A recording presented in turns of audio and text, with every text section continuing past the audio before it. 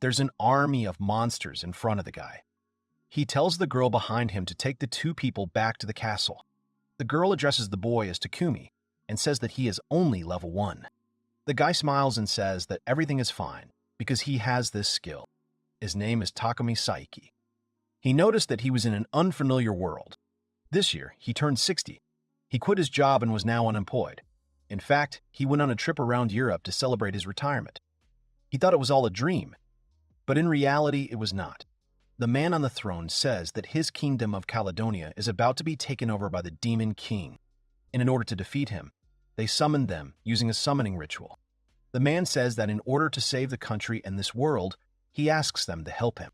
Takumi thinks to himself that even if they told him to save him, he is already 60 years old. He will clearly need help. He notes that young people are interested. Since he lived alone, a prostitute and a child, and his parents had long since died. Collaboration would not be easy. He wondered if he could help them. One of the men steps forward and introduces himself as Augusta, the court mage. He says that from now on, they will be testing their compatibility. Takumi is surprised that the man is a mage. Augusta asks them to introduce themselves. One of the guys introduces himself as Eiki and says that he is Eiki Tanaka. The other guy introduces himself as Kenji Takayuchi. The girl is a little embarrassed, but says that she is Kurosaki Nene. The magician turns to the main character and asks him. He introduces himself as Takumi Saika and says that he is 60 years old and has been unemployed for 8 years. All the people started to react strangely. The hero did not understand their reaction. The man asks him to refrain from joking. The guy doesn't understand whether he said something strange. Augusta offers to test their abilities and asks them to open the status. The girl says about the status. Takayuchi also says to open the status. Takumi says he understands, to himself. He thinks about how he used to laugh when he read. The smartphone is like a magic box, but it's so similar to what's happening now. Eiki exclaims excitedly and says he's a level 42 professional hero. They say it's the level of a brave man, but in a different world. Takatuchi says he is a level 40 sage. The crowd exclaims again and says he is now a sage. This is also a very high level. Nini, a little embarrassed, says that she is a saint and that she is at level 52. The court magician asks Takumi about his status. He looks at his nameplate and his occupation. He sees in the column of his occupation that he is God. Takumi asks himself again if he is God. He thinks that neither the hero nor the sage are professionals, but the God is clearly different from them. He also asks them what they can do and how many skills they have. Takumi looks at his skill and says that there is only one. The man asks the level of this skill and says that if the level is huge, then it is not so bad. However, Takumi disappoints him and, after thinking for a bit, apologizes and says that he is level 1. Suddenly, a guard grabs him by the arms. Takumi asks the reason, and then asks what it is. He is thrown down. The court magician says that only heroes can go up to the stage, and the rest stand below. Eiki says with a smile on his face that is very cute. After all, he was summoned to another world even though he had no abilities at all. The king says that everyone in this country should know. Today, 3 great heroes were sent to them. He calls it a divine gift, given to defeat the Demon King and gain victory. The man also says that for the numerous weapons of the Demon King army approaching tomorrow with these heroes, he is confident that they will be able to overcome. Takumi thinks about what he said about the invasion tomorrow. He pats one of the men on the shoulder, apologizing. He asks him if it is true that the invasion is tomorrow. The man says that the Demon King's army is already approaching the royal city. He also says that he was saved because a hero came and the Demon King's army is 10 times bigger than theirs. The guy is surprised that their army is 10 times bigger. To himself, the boy thinks about how he called them soldiers who would fight the Demon King. He thinks it's crazy that 3 rookies would fight an army that is many times larger than them and is older than them. It seems that Anshin will not have to fight. He can only go to the battlefield voluntarily. The hero asks the man to stop calling him Anshin. He turned 60 this year. The knight says that he seems even younger than his son. He also suddenly realizes that since he came into this world, he no longer has back pain or rheumatism in his knees. In the mirror, Takumi sees a young man and realizes that he has become younger. Another world, the Demon King. It was weird enough, but it got worse. Even so, these three seem to look their age. There is a feast in the castle. A man addresses the heroes and asks them to enjoy the dishes from the best Japanese chef. The guy with glasses doesn't know what this fruit is made of, but it looks very good. Takumi sits in front of a loaf of bread. He thinks to himself that this is the difference between a hero and an ordinary person. He thinks that now is not the time to be depressed and turns to people. On the contrary, he asks them to listen to him. He says that he realized that they were going to fight the Demon King's army, but according to the soldiers, the enemy army is 10 times larger than them. Takumi says that the war will be tomorrow and they don't have a chance against such an army because they don't even have real experience in battles. The guy asks the protagonist what he's talking about. Takeuchi says that it's okay that he's afraid of the upcoming fight, but they're a higher level, so he doesn't have to worry. Takumi thinks to himself that this is not at all reassuring. The girl says that she is a little scared, but if, by fighting, she can save the people of this world, then she does not mind. Takumi says that it's one thing if she's the same age as him, but if she's still a child, she can't talk about self-sacrifice. The girl is surprised that he called her a child.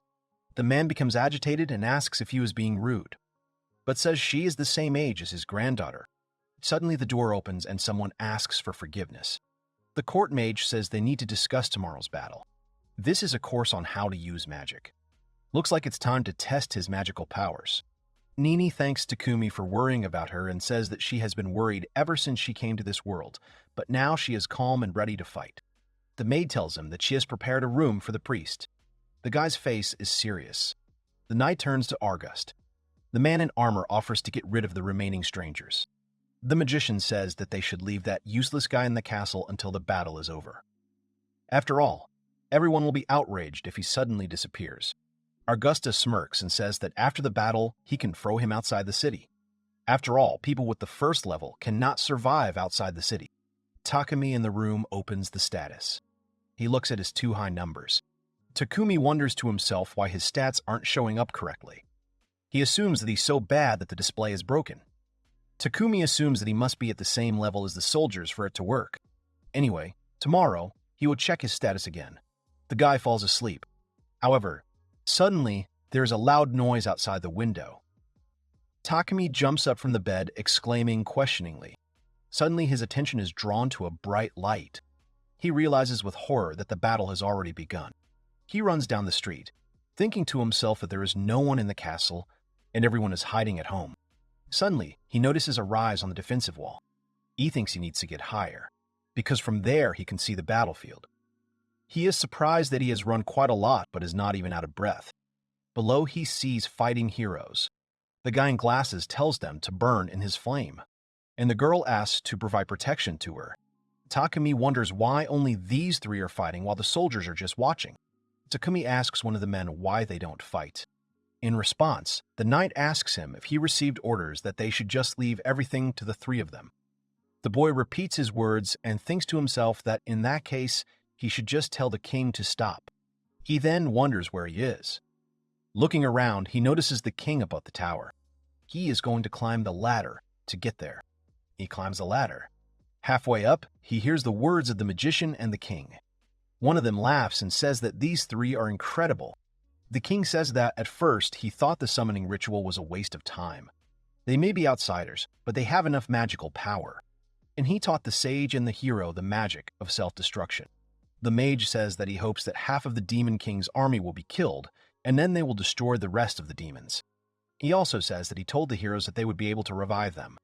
Therefore, self-destruction magic is completely safe. The king laughs loudly and says that they are stupid, because rebirth magic does not exist. After their death, they will praise them as heroes. The hero asks them to wait. Takumi asks them that they are too foolish for those who seek help. The king realizes that it is the loser and asks what he is talking about. The man explains to him that they were called to this world and wanted to become heroes, and he did not force them to do anything. He does not understand what is wrong with sacrificing only 3 people from another world and saving his country. He understands that nothing will be solved by anger, especially in this situation. This is exactly what he has learned over half a century. He turns to the king and says that they are still young and promising, and he still has time to send an army. He kneels and begs him to spare them. The king takes the glass in his hands and puts it back. He refuses. The guy is surprised by this. The king says that a hero only becomes a hero when he dies. He asks if Takumi understands that they are supposed to be dead. He snaps his fingers and suggests adding the main character to the list of heroes. Suddenly, a lot of arrows hit the guy's body. A fierce struggle is underway. One of the heroes says that these demons are terribly stubborn. Eiki silently wonders how many more demons he needs to take down. His sword snaps in half. He says that it looks like this is the end. However, the guy is not going to give up and shouts that he is a hero. He asks the second guy why he's taking so long and calls him Kenjin. The heroes tell him to throw the big rocks again. He says he's crazy because he doesn't want to waste that much magic. The sage asks to stop calling him Kenjin. Takayuchi thinks to himself that he has used too many powerful spells and now his magic is running low. He can still hold out with low and mid-grade magic, but he is not sure how long it will last. Nin yells at them to hold on and says that if they hold on a little longer, the castle will send them reinforcements. The girl says that she has enough magic to keep their HP up. She casts the Holy Light Barrier to protect herself from any harm. In this area of protection, all enemy magic is reduced to nothing, and theirs increases several times. All their magical power is gradually fading away. Eiki asks why everything is getting dark. The heroes are standing and suddenly fall. He remembers the words of that court magician, who said that if they run out of mana, they will lose consciousness and soon die. He sighs heavily and thinks to himself that the time has come. He shouts his secret technique, the ultimate magic of self-destruction that will wipe them all into dust. The guy with a smile on his face tells her that everything is fine and they are from another world. So even if they die, they will still be resurrected.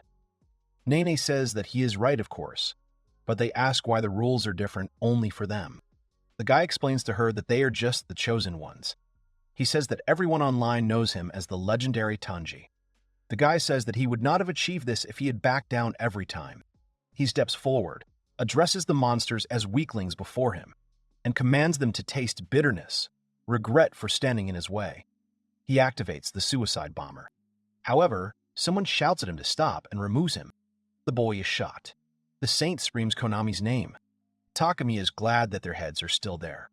Takumi smiles and says that he is glad, despite everything, that they are alive.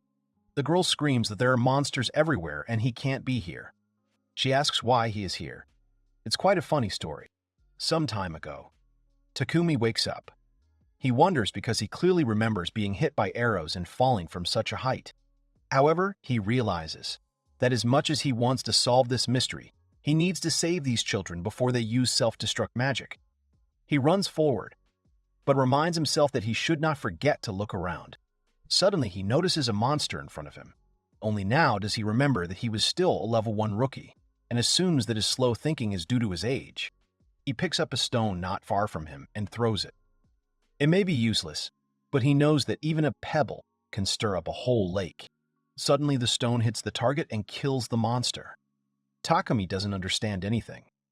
He looks at the other stone and is still surprised. He also notes that there are still a lot of monsters left here and thinks that he needs to continue. Takumi throws stones in different directions. Takumi thinks to himself that it's good that they can be defeated with rocks, but that something like a gun would be much better. Suddenly, a gun appears in his hand. He exclaims in surprise. The monsters attack him, but he repels their attack with his pistol. In surprise, he notices that the gun is gone.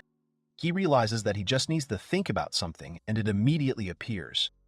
The same voice sounds in his head again, telling him what is happening, making a gun. Takumi screams that it worked and all he needs to do is think of something, and it will appear. He realizes that if something is created by just one thought, then he wants to create the weapon he saw. Takumi hears the voice in his head again, and a weapon appears in his hands. The guy smiles and shouts that it really worked.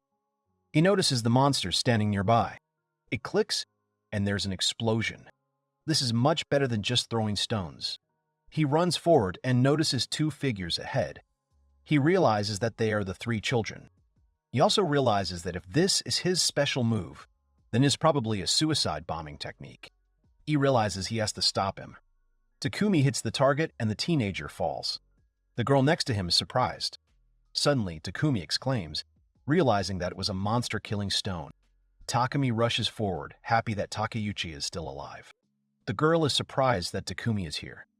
Takumi says that he is glad that they are okay. He turns to the girl and says it's time to retreat. Nene says they can't run away now, because the king and the others are in the castle and they are counting on them. He doesn't understand what she's talking about. Her life is in danger.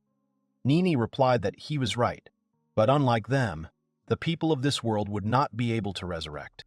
Takumi grabs the girl by the shoulders and tells her that they were all deceived and everything is not at all as it seems.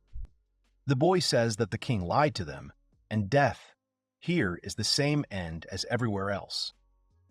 Takumi explains to her that for him, they are just disposable pawns, and also that he sees them from the castle walls and knows that they are already at the limit, but the gates are still closed.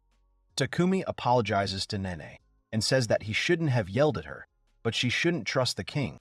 Nene smiles at him and thanks him. She says that it actually seemed a little strange to her. The girl smiles resolutely, and they ask him what they will do.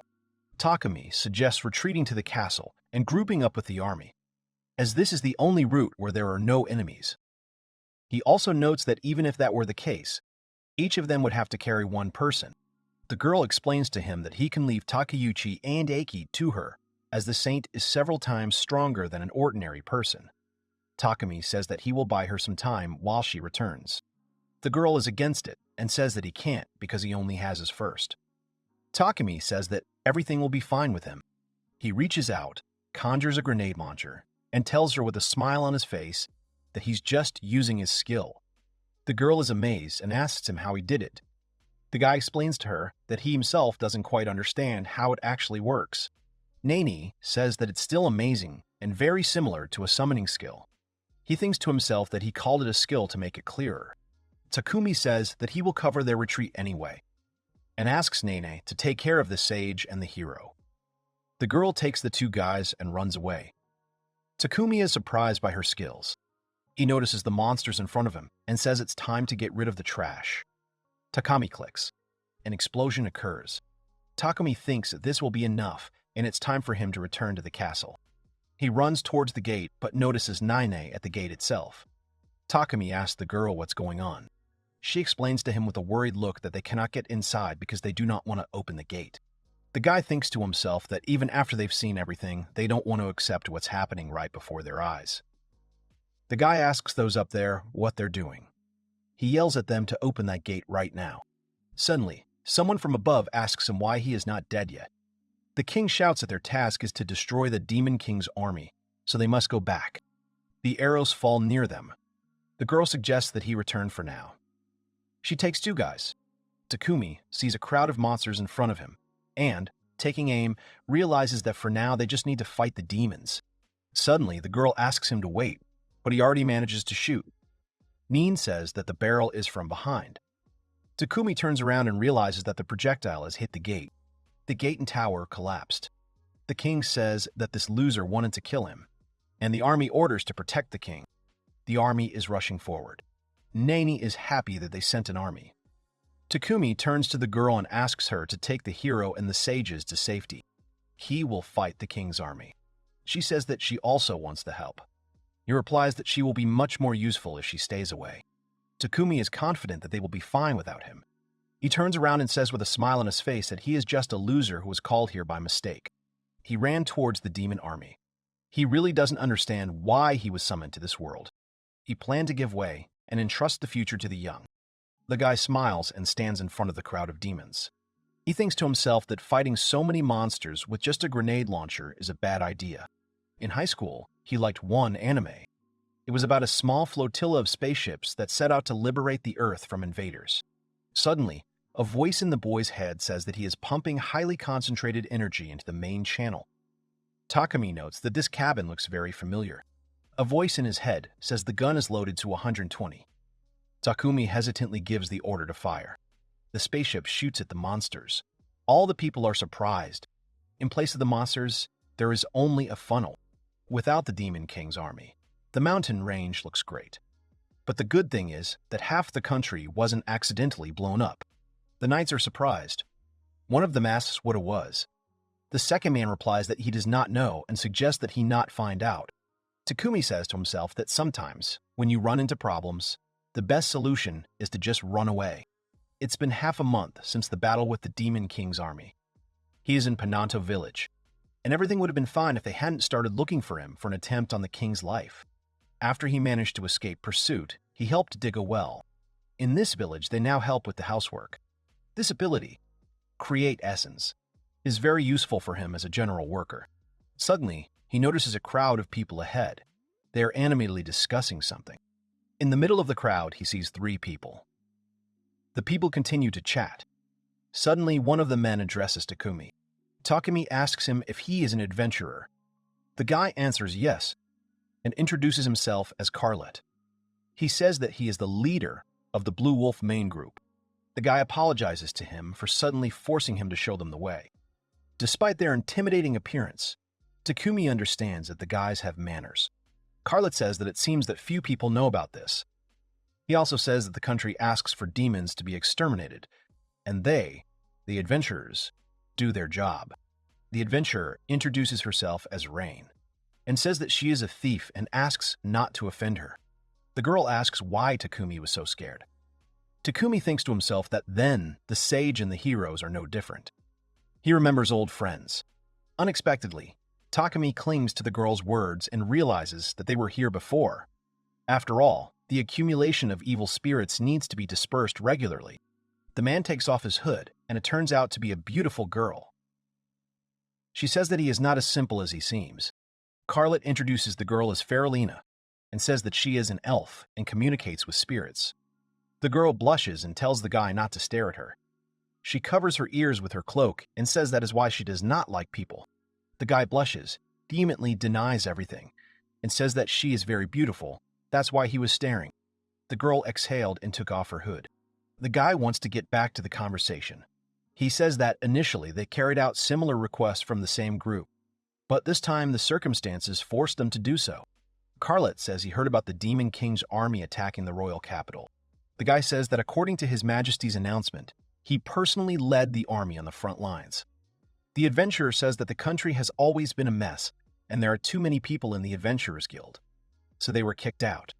The boy remembers that he wanted to ask one more thing. Takumi asks why they called themselves Blue Wolf Main. Carlet blushes and says that it would sound cool, so he gave the team a name. Suddenly, he shouts that it sounds really cool. The heroes continue on. Rain is unhappy with this road and asks if there was an easier way. The elf also agrees with her and says that even they, adventurers, don't often take such routes. Carlet turns to Takumi and asks if he knows his way around here. Takumi replies negatively and says that he only knows the way, since he is not from here either. The elf is surprised and thinks to herself that he got used to it quite quickly. The guy says that the road is not easy, so it seems that no one except hunters goes along it. The guy behind him approaches him and asks how he hunts, then suggests that he must use a bow. Takumi says that Carlet has guessed wrong, and he is simply throwing stones. Rain, surprised, asks him again, and Faralina says that it is not easy with a bow, and he hunts with stones. Takumi says that at first it didn't work out at all. Takumi tells the boys that once you get used to it, everything is surprisingly simple. They had almost reached the cave. Suddenly, Rain asks him if he wants to become an adventurer. She says that it is hard to hunt wild birds with pebbles, and says that he is also at the appropriate level. The guy says he's level 1. Carlet asks him again. The guy asks what the main character's parameters are. The hero says that there were a lot of 9s. Carlet says that since it's level 1, it's no surprise that he couldn't reach double digits. The boy turns to Takumi and, bowing, asks him to forgive him. Carlet says that this is where the enemy's territory begins, and with his first level, he can't go to the village alone. The heroes move on. They go down the rope.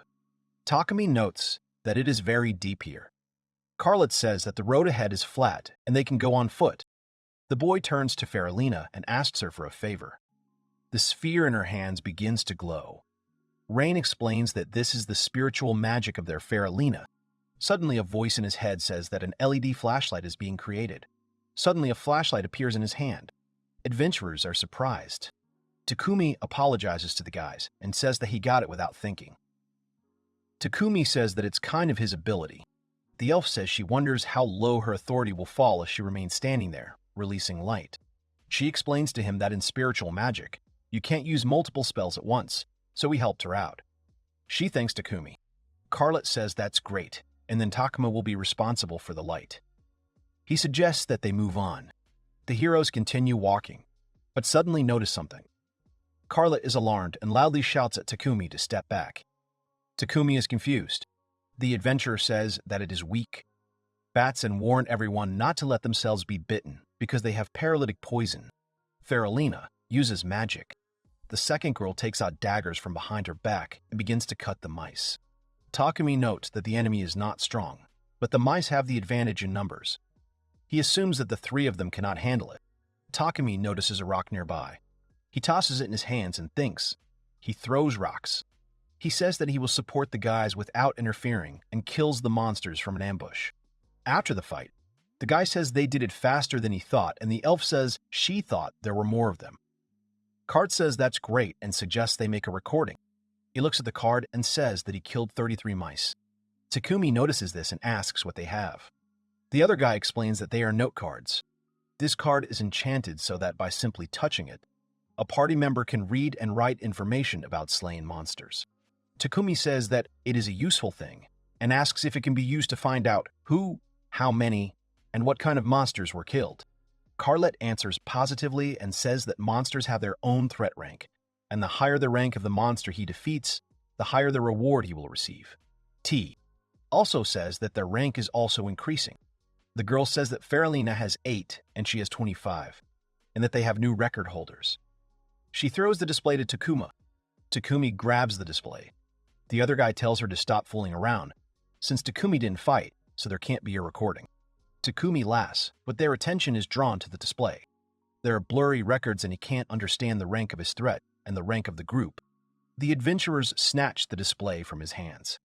He says that they must hurry, because it seems that the depth gauges are hiding many more monsters. Takumi is surprised to himself that he screwed up again. Carlet shouts to the girls that the enemy is very close. Faralina says that she will distract them with magic, and the rest is up to her friend. Rain agrees with her and tells her to think carefully. The girl conjures an air wave. Rain jumps up and grabs the daggers from behind his back. They were killing bats. Takumi admires their coordinated actions. He thinks to himself that in order not to be a dead weight, he too is secretly making his contribution by throwing stones. Apparently, the so-called reading is going well. The elf looks at the display. Takumi thinks that it broke in his hands, but apparently the problem is not with the card. They look at the display and see that it is the number 11. He says it's interesting, because this time they were small bats, not weak ones. The girl says that's exactly what she thought, because these sick ones fight back. And she guesses that there was even one medium one. Carlet is very confused and says that it is horrible. And apparently, the deeper they go into the cave, the stronger the adversary becomes. Rain distracts them and asks them to see what she found. They see a tunnel. The guy is surprised that the tunnel is in such a place and assumes that it is quite deep. The girl assumes that it has recently collapsed and seems to connect to another cave. She also notices that there is no moss growing on this rock. Carlet turns to Faralina, who says she feels a strong energy from there and asks them to wait, because she must ask the spirits. The girl concentrates, putting 2 fingers to her forehead. The guy asks what they are saying, and she replies in confusion that their words are incomprehensible. Rain asks what exactly is incomprehensible. The girl says that she understands that there is a lot of energy building up in the cave, but she finds it strange that there are undoubtedly monsters of the class. I am below the big bats down there. Vika says that if there was a demonization process, the spirits would be noisier. Carlet says that he didn't understand anything. Takumi asks Rain what demonization means. Rain explains that the large bats are a dangerous sea crank, and even one such bat is beyond their power. She also says that when he observes conditions in which these creatures begin to rage more than usual, and their numbers like salmon eggs, then one can safely call this process demonization. The guy repeats her words about the eggs to himself and thinks that he doesn't really understand what kind of wildness is going on there, but he assumes that the place is really creepy. The guy says that in any case, they are no longer able to do this, and that it is better to return to the city as soon as possible and report to the guild so that they can send out a punitive detachment. The elf says that the guild will not be able to organize a punitive detachment based on the information they currently have. Carlet silently considers the situation. Rain seriously says that, having exceeded the capacity of the cave, the monsters may fall out. Takumi questions her anxiously and asks her to wait. He says that if this happens, the nearest village will be Pananto. The girl says that she will probably be the first to be attacked. Takumi is horrified. The elf suggests at least scouting the situation. The guy says that even here there are medium bats, and with their levels it is too dangerous to move on.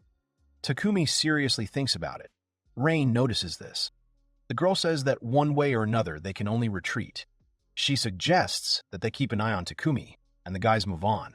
After all, that way they can increase the pace. The adventurer asks her not to take her eyes off him, and Faralina tells her to light it. The girl says that she has lit it. Carlet turns to the protagonist, gritting her teeth. He asks him to forgive them for their weakness and says that if they were stronger, they would probably be able to handle at least the reconnaissance. Takumi turns to him worriedly.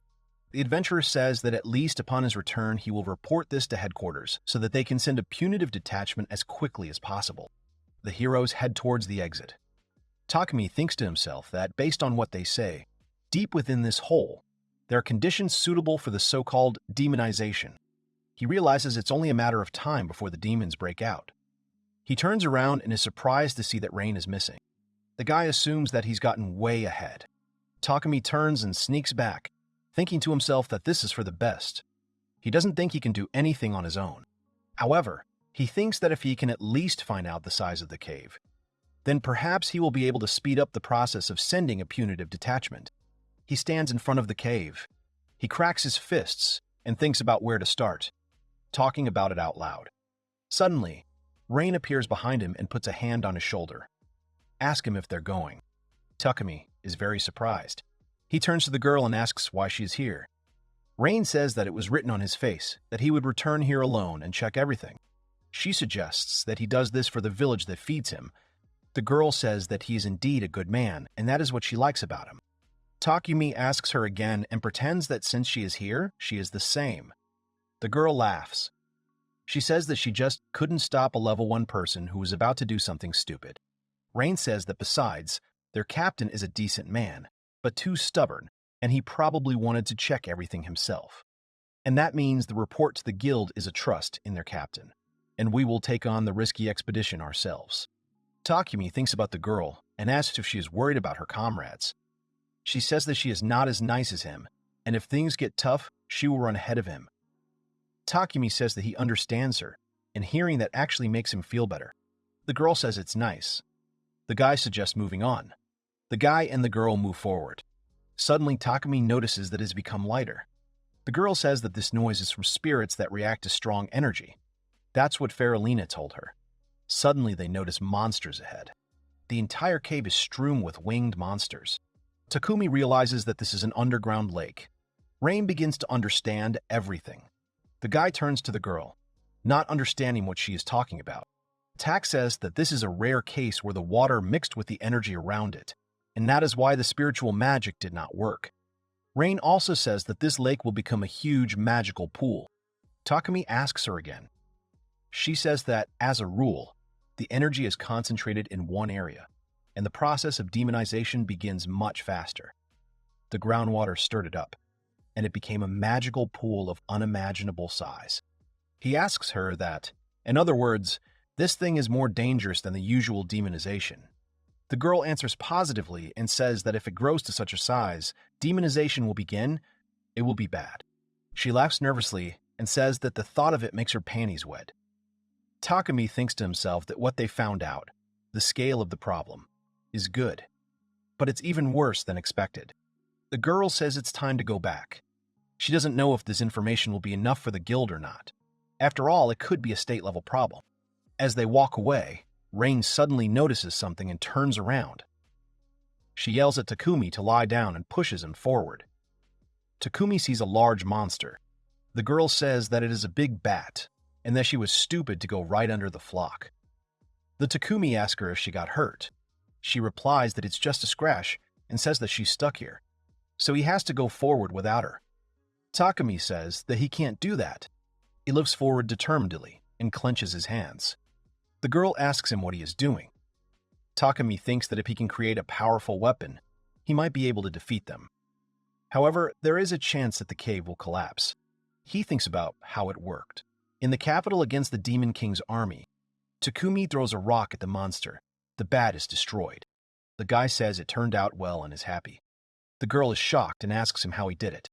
Takumi says that everything happened very quickly and it was just luck. The girl asks him again and says that he just killed them with a stone. The heroes see that the monsters are starting to surround them. The girl says that the whole cave now knows about their presence. They're about to break out. Takumi asks her again. The girl thinks that in such a situation, demonization will also begin. Carlet and Faralina run towards the village. The boy suggests that they race. The girl agrees. Suddenly they hear a rumble. The girl asks what that sound was, and the boy notes that it came from the cave. The cave collapses. Takumi says that everything is bad and suggests that the girl get out of here. However, she is unconscious. He calls her name, but notices a light above. He assumes that it is a light from outside, and also that evil is crawling out. He says that they can't be allowed to escape, otherwise the village is finished.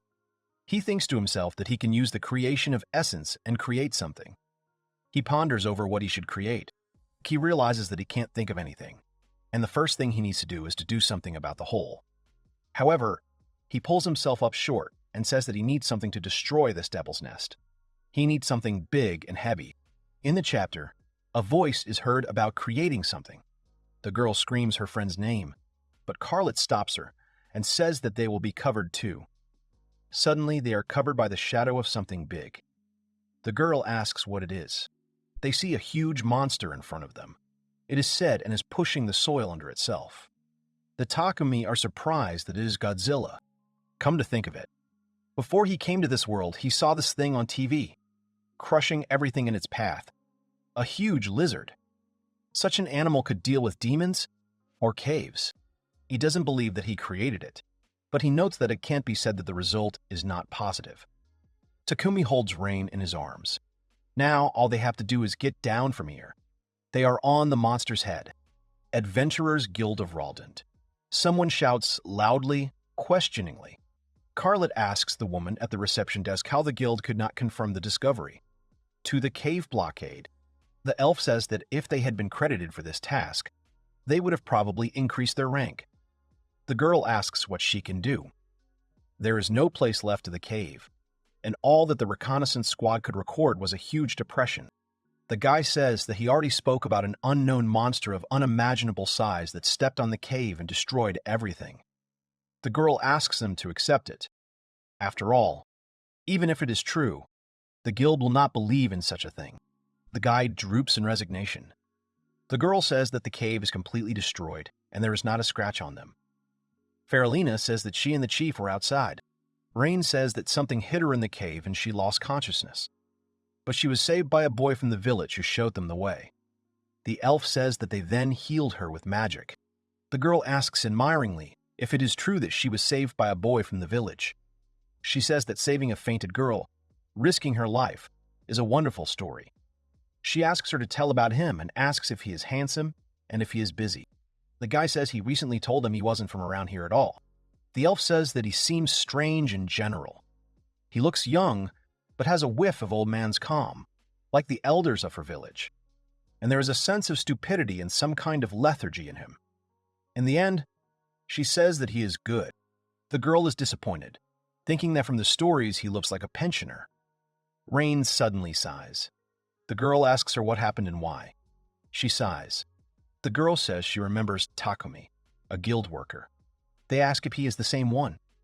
Faralina answers positively. She makes the assumption that Rain has fallen in love with him. The girl is angry and asks her to stop getting excited at the drop of a hat. After all, she's trying to think about serious things. The elf asks what she's thinking about. The girl shows the stone and says that's exactly what she's thinking about. The guy wonders if it's a stone. Faralina asks what's wrong with it. The girl says that if she tells them that when the big bat attacked them, Takumi threw that rock and blew them away, they won't believe it. Rain says that she saw it with her own eyes. Carlet claims that this can't be true. Faralina suggests that it could have been a dream while she was unconscious, or a hallucination.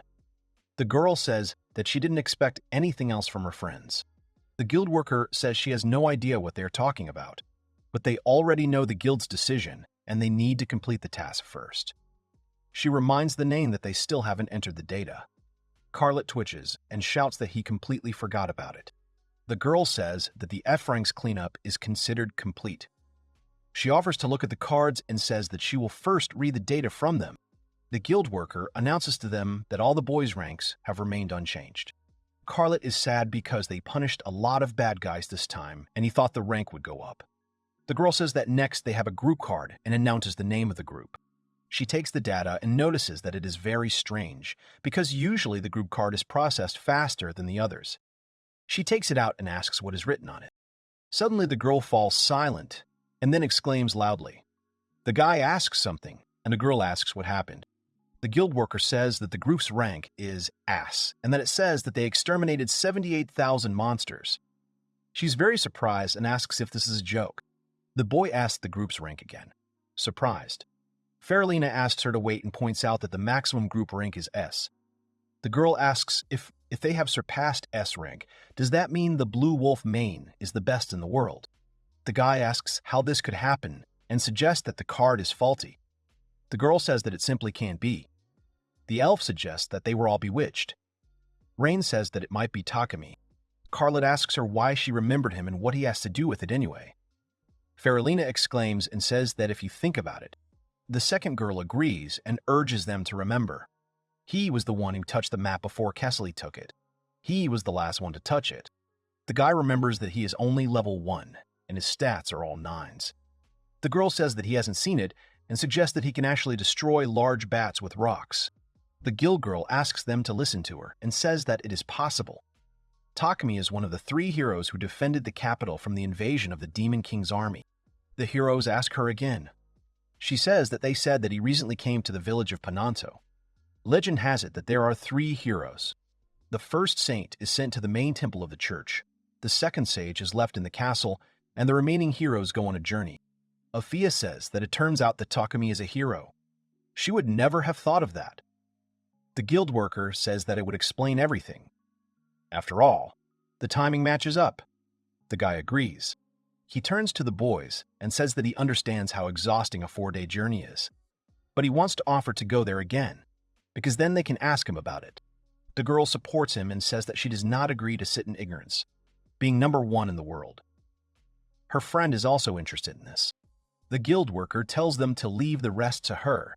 After all, if there is any message from headquarters about us, this will sort it out. The guy thanks her and says that it is time for them to move. The heroes raise their hands and shout that it is time for them to move forward, for the truth. Rain thinks to herself that Takumi will tell her who he really is. Someone asks to wait because the map was forgotten. The guy remembers this. The girl puts a piece of paper in front of him and says that this is his work for today. He thanks her and says that the guilds here are quite lively today. The guild worker laughs and agrees with him. As many groups have returned from missions today, the girl tells the protagonist that his sister, Kessely, works at a nearby establishment and calls her lively. Takumi says he'll know. He's been in Ralente for 3 days now. Kessie-san, being the owner of an employment agency, helped him a lot. The girl says that his work is highly appreciated.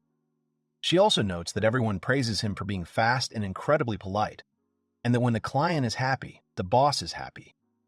She says that she is very grateful to him. Takumi was convinced to use a pseudonym here, to avoid unnecessary problems, since he is a wanted criminal. Like in the village, his essence creation skill was extremely useful. He recalls the words that art saves the soul. Takumi also recalls why he came to Ralente. He recalls his first experience of parachuting from a gorilla's head, and then returning to the village. Missing members of the Blue Wolf's main. Takumi asks the village elder about the youth returning. He says he has just been contacted and told that the young soldiers called up to defend the capital are being sent home. Takumi is thoughtful, because among the capital's troops there may be those who recognize him. Although it was a misunderstanding, there was a price on his head, and if any discord happened because of this, the village could be in trouble.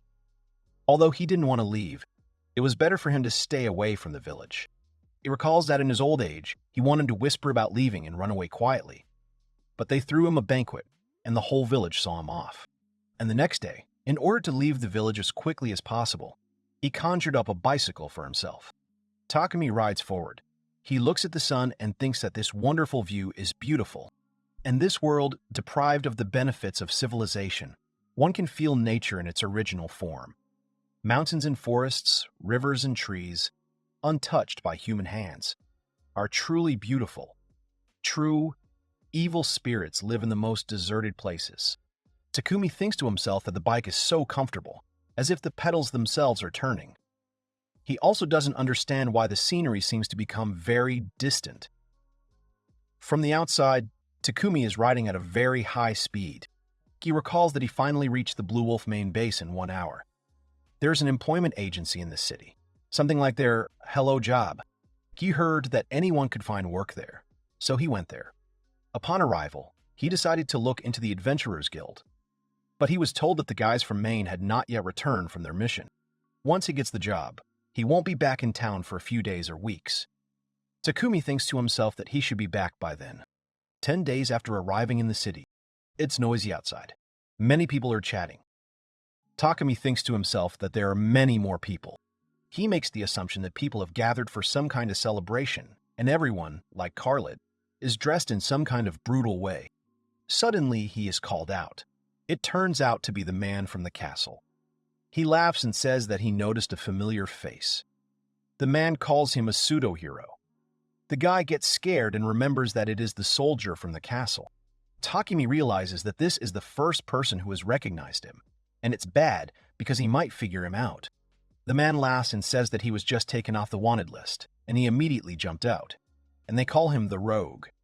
Takumi doesn't understand what he's talking about and asks again. The knight asks if this is the first time he's heard about it. He says that his friend Hiroe asked His Majesty to clear Takumi of suspicion of the assassination attempt on the king.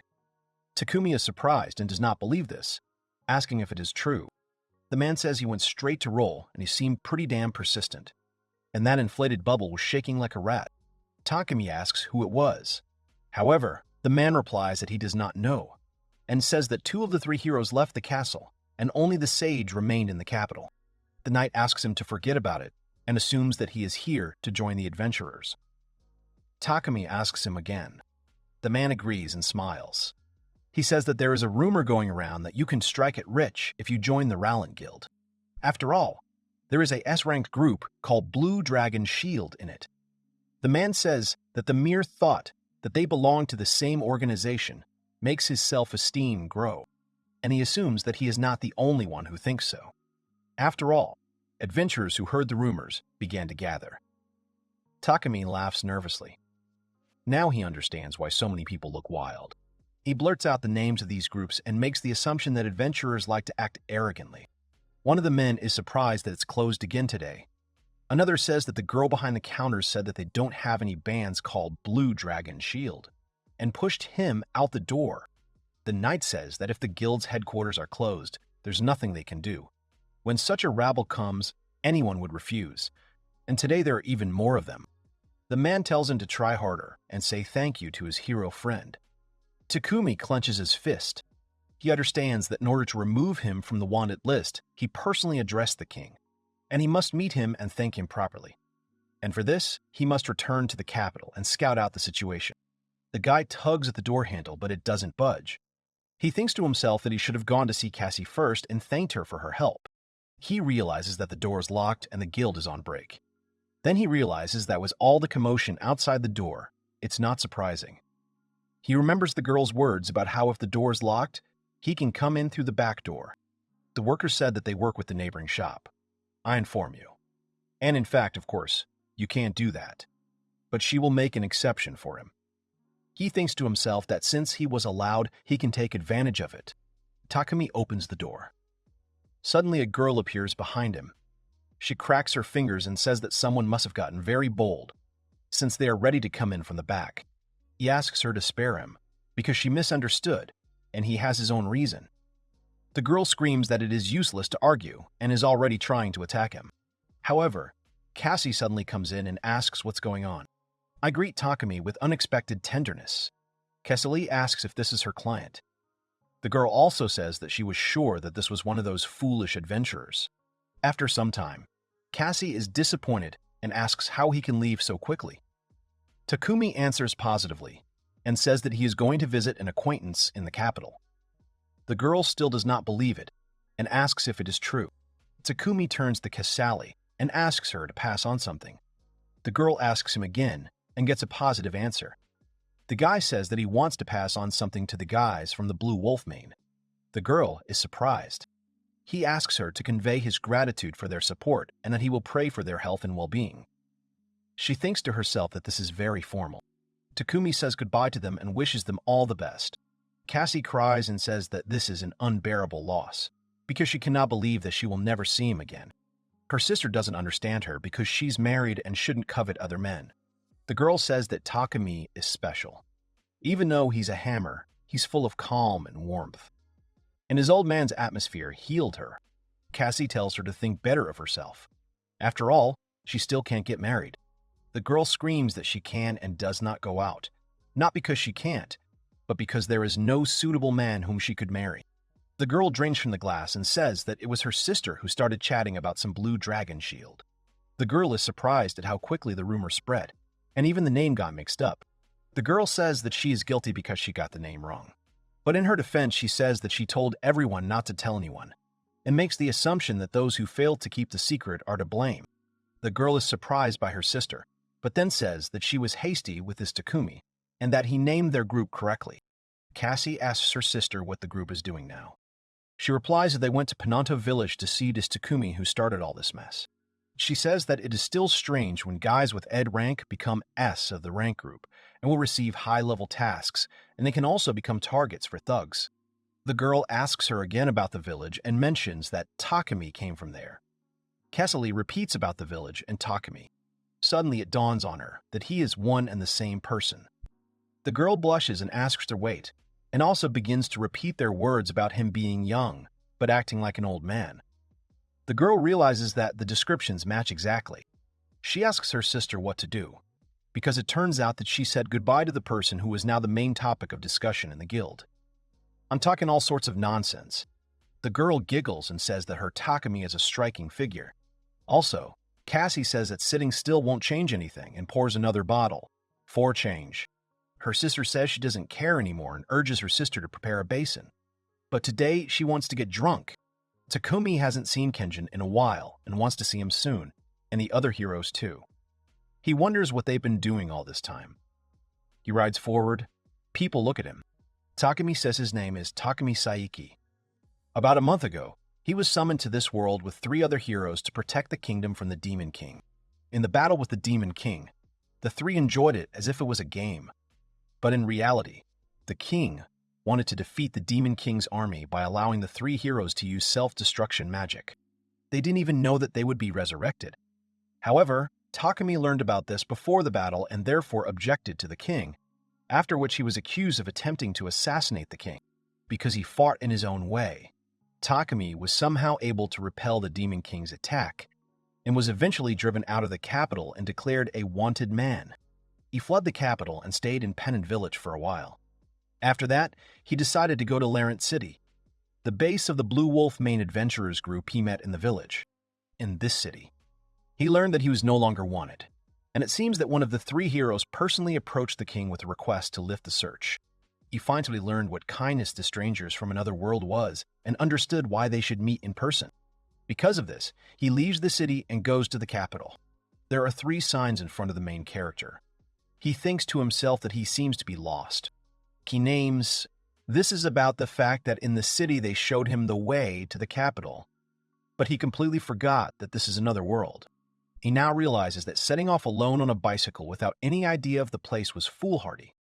He should have at least found out the name of the place. He is glad that, fortunately, it at least looks like a highway, and someday someone will pass here. Suddenly he sees a carriage in the distance.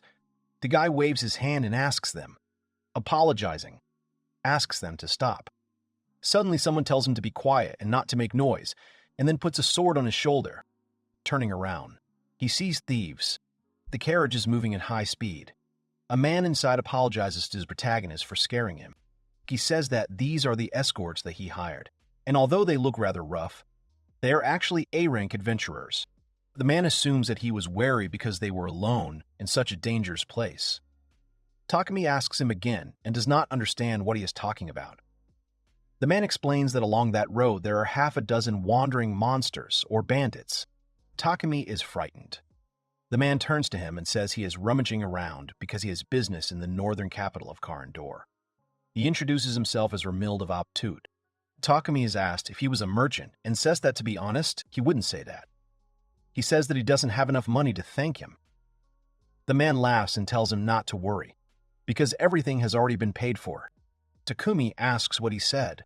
Ramild says that his status is that of a rich merchant and he has prophetic skills.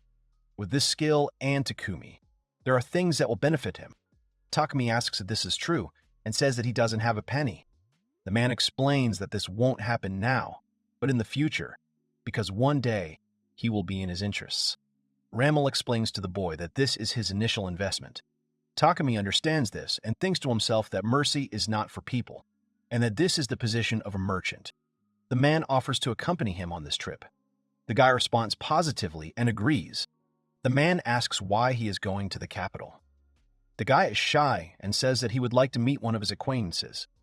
He thinks to himself that he would be glad to meet at least one of the three heroes. The guy turns to Ramild and asks why he is going there. The man answers hesitantly and says that everything is complicated and confusing right now. He can't give details yet, but he needs to suddenly appear in the capital. He says that he had an important business meeting, but it was canceled. However, now he needs to get to the capital at any cost. The guy thinks to himself that this meeting is so important that he can't cancel it. Suddenly, the carriage stops.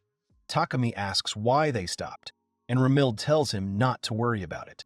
He says that maybe they are bandits, and one way or another, the night owls will deal with them. Takumi asks if it is a bandit attack. The adventurers outside fight the attackers. The man says that he couldn't take a normal escort on a trip like this, and these adventurers were more skilled than he expected. So let Takumi leave it to them. The man picks up the bottle and says that the carriage is no longer shaking and asks why they don't have a drink while they have the chance. He pours the contents of the bottle into a glass and says that he still has some snacks. Takumi thinks to himself that there might be a fierce battle going on outside the carriage, and the man enjoys the pleasant smell. Takumi is sure that he has already gone through many troubles and difficulties, so it is not surprising that he's so confident in himself and in themselves, and in them. The guy also notes his difference from the king 1,000 times. The trip was smooth and comfortable. Ramilda's carriage was custom-made and was spacious and luxurious. The guy suggests that it is like a private jet in their world. Takumi thought to himself that as a commoner, he had never been on such a wonderful trip. He was fed exquisite dishes. Occasionally, they would be attacked by beasts or bandits, but it seemed that the adventurers the man hired had no problem with this. Takumi speculated that it was because of Ramild's foresight skill. Thinking about his skills, Takumi thinks that only one skill has been added to his status: the creation of all things. He's not very important, but at the same time he's a level 2. Takumi wonders how useful he can really be. The carriage will arrive in the capital tomorrow. Suddenly the carriage stops, and Takumi assumes that it is bandits again. The man next to him thinks and says that he has traveled between the city and the capital many times. But this trip is different. Takumi doesn't understand what he's talking about. Ramil explains to him that this time there were already 2 bandit attacks and 1 beast. That is, there were 3 attacks. He doesn't remember anything similar happening to him and assumes that it is the influence of the Demon King. Ramil says he thinks the world is changing. Takumi thinks to himself that he has heard before, that this has happened before, when a person from another world was summoned to this one, just like him. The guy thinks to himself that maybe there are some really big changes going on. The man says that for traders, a time of change is a time of opportunity, because if you are one step ahead and invest a lot in advance, you can make a lot of money. So changes in the world are welcome. The guy says that this is great and notes his similarity to businessmen. The man is surprised that they haven't finished yet, because it's late. The guy says that it's quiet now and suggests going to have a look. When he goes outside, he finds no one. He wonders where the word dark night is, and suddenly notices something below. He realizes that the coachman is lying below. The guy rushes to his aid and asks if he is okay. Suddenly, someone comes up from behind. One of the men says that if he hadn't gone out, he would have lived a little longer. The man shouts that he's been caught. Suddenly, Takumi catches fire and falls down. Ramilde comes outside and asks Takumi what happened. Suddenly, he notices the whole situation. One of the men appears behind him and tells him not to move. Ramilde is surprised and asks what he is going to do now. After all, once the guild finds out about this, the registration of new adventurers will be closed and they will be punished. The man laughs and asks him about it. He doesn't understand what he's talking about. The man says that according to the guild, it wasn't them who got this job, but another party. Ramilde asks him what he just said. The bandit replies that they just wanted to split the profits. However, the guy next to him explains to him that they were killed. The man gets angry, and the bandit says that they want his item, which he carries with him using the treasure skill. After all, this skill allows one to carry things and jewelry so that no one but him can get them. The bandit tells him to get it right now. Ramilde clenches his fist and tells him not to even dream about it, because he will not obey some vile people like him. And even if he dies, the treasure will not open. The bandit says that everyone says so, and assumes that he is lying. The guy says they have a poison called gunsuru, which is not deadly, but is so painful that a man will beg him to die. The bandit asks if he thinks he can handle it and wonders if he wants to try it. Ramilde is scared. One of the bandits says that he has a choice: suffer pain or open the treasure. Suddenly, one of them notices some movement. He wonders what it was. Suddenly, Takumi jumps up and shouts that he will never forgive them. The bandits cannot believe it and exclaim in surprise, just like Ramilde. Takumi says he was shocked at first by the sudden burst of fire. One of the men is shocked that he is standing up and can move at all. The guy says he doesn't know, but for some reason when he was burning, he didn't even feel hot, and it felt like he just didn't have a body. His clothes were burned to ashes. He creates another normal outfit. The bandits are surprised by the outfit. Ramilde also doesn't understand what just happened. Takumi says that he can't forgive those who do this to A-rank adventurers. He's not going to talk about fairness. However, it's unfair that there are younger adventurers working hard to raise their rank. One of the bandits says that he would have stayed alive if he had continued to pretend to be dead, and he draws a knife, preparing for a fight. He says that without a magic sword, he cannot be defeated. Takumi remains silent. The bandits are surprised by what he does. Takumi creates his magic sword, Freesta. Takumi and the man are ready to fight. One of the bandits thinks that is a copy skill. The man is surprised that he imitated his sword very quickly and screams that he is finished. Attacking. The guy parries the attack. The bandit is surprised that he parried it, but then denies it and suggests that he was just lucky. He smiles and falls again, asking him how he likes it. Takumi is surprised. Suddenly he understands everything and starts to reflect the attacks. He shouts for him to receive. The bandit doesn't understand how he repeats his blows and reflects all his attacks. The man doesn't understand how this is happening. He looks at his broken sword and thinks that his sword was supposed to be just a copy with similar abilities. Takumi thinks to himself that he was just trying to defend himself from his attacks, but it turned out even better than he expected. He also remembers that he saw something like this in historical films, but in real life, fighting is harder than he thought. Ramilde is surprised and thinks to himself how this is happening. The man says that it is impossible and that he did not think that he would have to take out this demonic sword. He takes out a blade that strikes with destructive force. One of his teammates yells at him not to use that sword, because Takumi's skill creates things that are stronger, and he only needs to know the name of the ball to copy it. Takumi thinks to himself that L knows the name of the ball, and is willing to reproduce it. He doesn't know what kind of demon sword it is, but wonders if he can create a similar one just by giving it a name. On the other hand, he didn't know the name of the rocket launcher either. And it turns out that you just need a specific image to create anything. Ashlyn yells at him not to worry and laughs because this sword is impossible to imitate. He turns to the main character and shouts that he is dead. The bandit attacks him and cuts Takumi's sword in half. Takumi screams out in surprise. Ramilde calls his name, worried about him. The man asks how and tells him that this demon sword has great power and sucks all the life energy out of the opponent. He says that it is not at the same level as Fisto. He didn't want to use it, but he can't help himself. After all, this sword has additional skills to strengthen the body. The man says that Takumi will regret getting in his way. Takumi doesn't understand how this can be and thinks that he needs to somehow surpass his sword.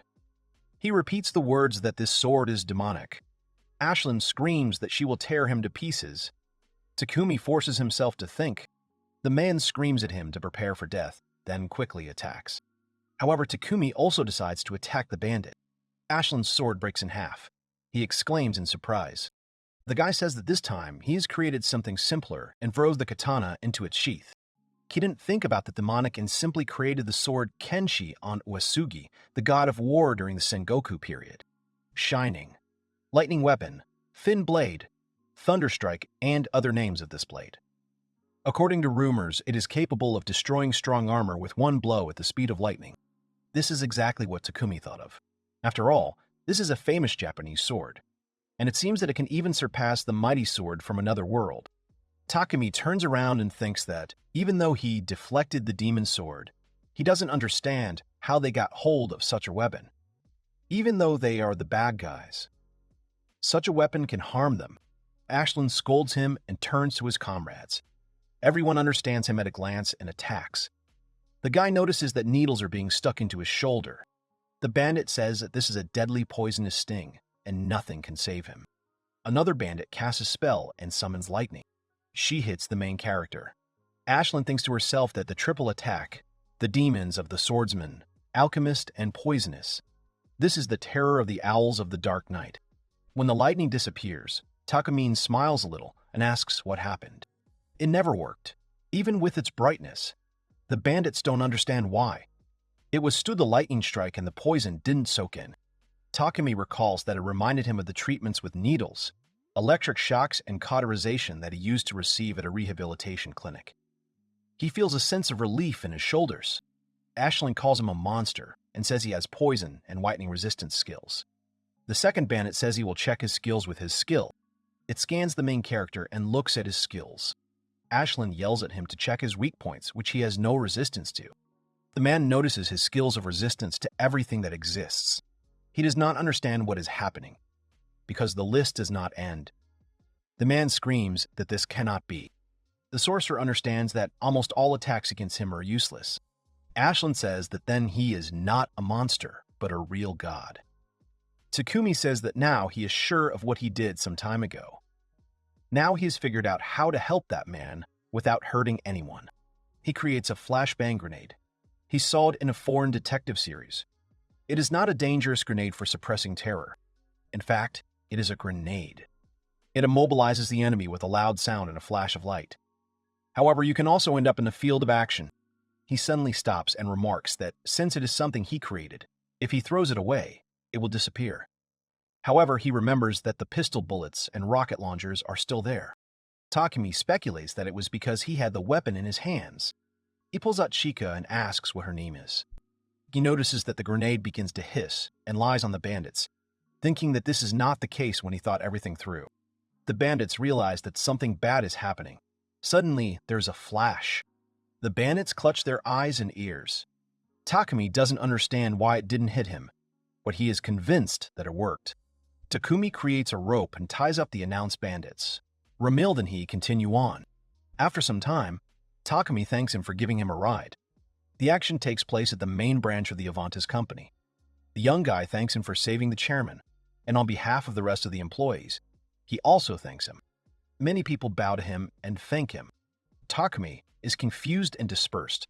He knew that Ramilde was a rich merchant, but there were a lot of workers here. He asked them to raise their heads. They tell him that tilting at 90 degrees for 5 seconds is the rule. Ramilde turns to Takumi, saying that he saved him and now he can hug his newborn grandson. The man will be able to fulfill the purpose for which he went to the royal capital. Takumi says that he now understands why he came here and thinks to himself that this really is more important than any other matter. The man says his student wanted to start a business in the royal capital, and he helped him. However, after falling in love with his daughter, they ran away from home. Ramilde says that they got married and didn't even tell him. And then suddenly, they told him that he had a grandson. The girl explains that they did this because her father would have made a fuss, and because of this he was deprived. Give 5 as a fact. The girl points out that there are many gifts on the carriage, and calls him an idiot. Takumi thinks of Ramilde as a good person who cares about his grandson. The old man says that he was never able to thank him, but Takumi says that they did nothing to thank him. Moreover, He delivered him to the royal capital in a carriage. And that is definitely enough. The man says that as a merchant, he is used to expressing his gratitude with money. However, if he does not like such a reward, he can offer him some alternative. He asks the protagonist to tell him if he needs anything, and he will try to do everything in his power. The guy thanks him for this and says that he doesn't need anything for now. A man approaches the protagonist and asks if he was ever an adventurer. Takumi doesn't understand what he's talking about. The man explains to him that before hiring the Dark Night Owls, he mentioned his name as an adventurer from that guild. And immediately after that, everyone became very lively. That's why he felt it was wrong to part with him right after entering the royal capital. Takumi says that he only showed up at the Lorenta Guild when he was there for a short time. The old man says he understands and suggests that the guild might have made a mistake. Rommel tells him that he will pray for the safety of his journey and asks him to take care of himself. Takumi walks along a busy street in the capital. He notices that the royal capital has become lively. He remembers that the last time he ran through these places, he saw no one except soldiers. He thinks that it is now peaceful and calm here. Suddenly, he is called from behind. He turns around and realizes that there is no one there. He thinks that he thought he heard someone calling him. Someone asks where he is looking and says it is him. Takumi asks if he called him. The guy answers positively. Takumi asks if they've met before. The guy doesn't understand what he's talking about and says that they met in the capital. Takumi repeats his words and still cannot understand who is standing in front of him. This is the capital of the Kingdom of Caledonia. About 2 months ago, he was summoned here along with 3 other heroes, after which he was groundlessly accused of attempting to assassinate the king and declared wanted. However, thanks to one of the 3 heroes putting pressure on the king, the charges against him were dropped. This smug king is convinced that if he has heroes, the country is saved. But it is not that simple. In any case, he must personally thank the one who stood up for him. That is why he returned to the capital to find this hero. Takumi asks the guy who he is. He replies that he is Tanji. Takumi asks him again. However, the guy says that he probably didn't know that was his character's name. In the online game, she says that although she didn't want to reveal her real name, his name is Takuchi Kanji.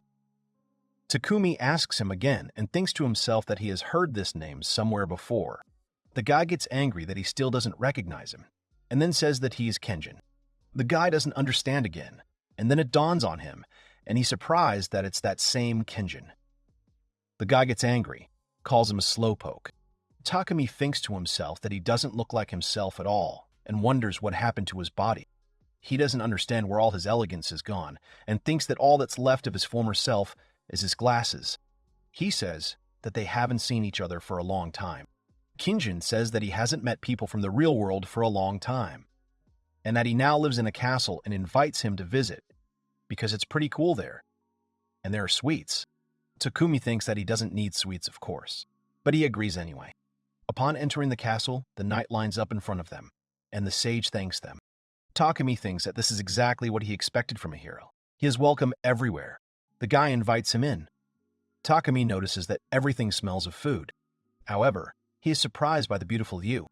After all, both the appearance and the furnishings of the room look quite luxurious. Even despite the wrappers and skewers of food scattered everywhere, it makes a strong impression. Kenjin sits down on the chair with difficulty, then screams under it. Takumi notices this and is surprised.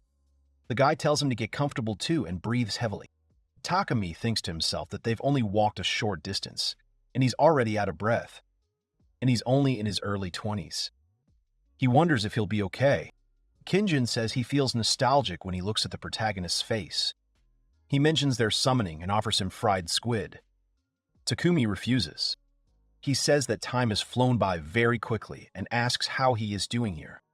He asks him to stop calling him that, and says that he is now a sage, Tanji. The guy offers him meatballs. Takumi politely declines again and repeats his name to himself. The sage says that after that battle, he didn't have much to do, since there were no smartphones or internet. He, while chewing something, says that food has become his only entertainment, and because of this, he has gained a little weight. Takumi notes that the guy has gained a lot of weight, and compares it to a diet commercial where the before and after are reversed. The guy also mentions that Takumi was wanted by the police. He thought it was strange that he disappeared after that battle. He also says that he should thank Nini. That Takumi realized that it was Nini. The guy says that he heard about it briefly, but it seems that something and who stood up for him was Nene. Tanji also mentions that the king's anger did not subside because he simply had no choice due to the support of the church. Takumi doesn't understand what he's talking about and clarifies that the church is the one who says amen.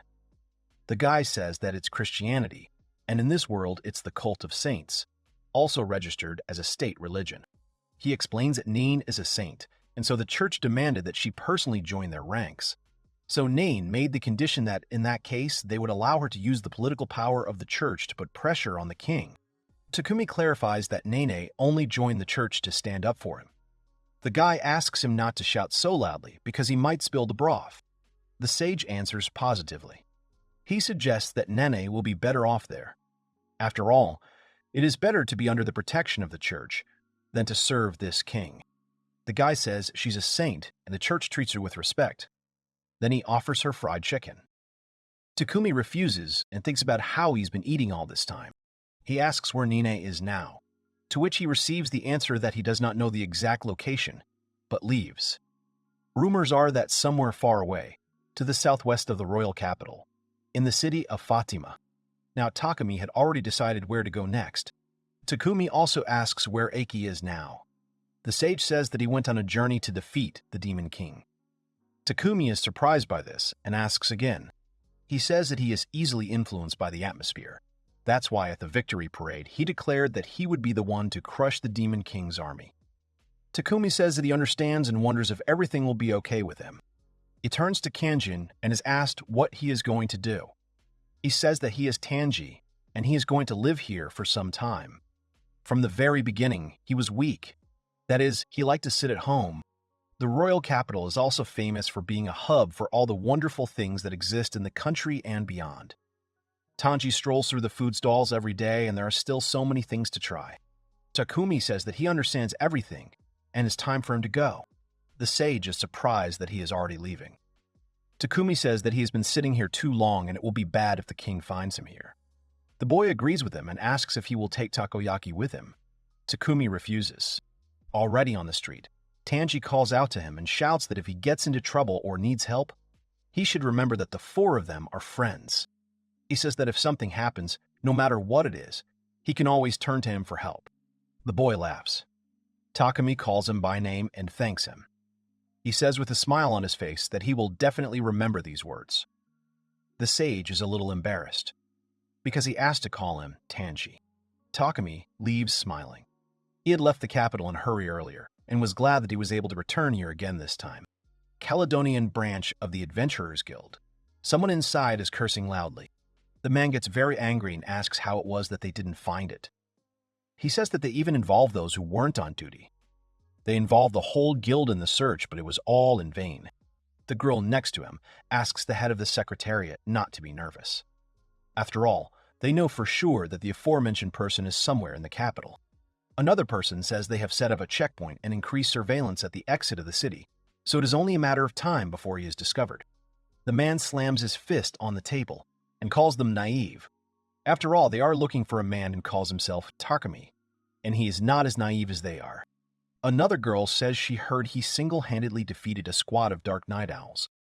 The guy sitting next to her says the owls were always careless.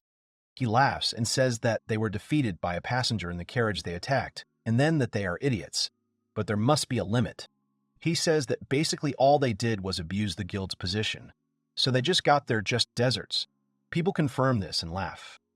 The boss gets angry and calls him an optimistic idiot in his head. Unexpectedly, the number of defeated monsters was more than 78,000, and the squad's rank suddenly rose to S. And in order to prevent chaos, a decision was made. No one will be told about this. But eventually there was an idiot in the guild who blabbed about everything, and the top brass of the guild decided to find out what was going on.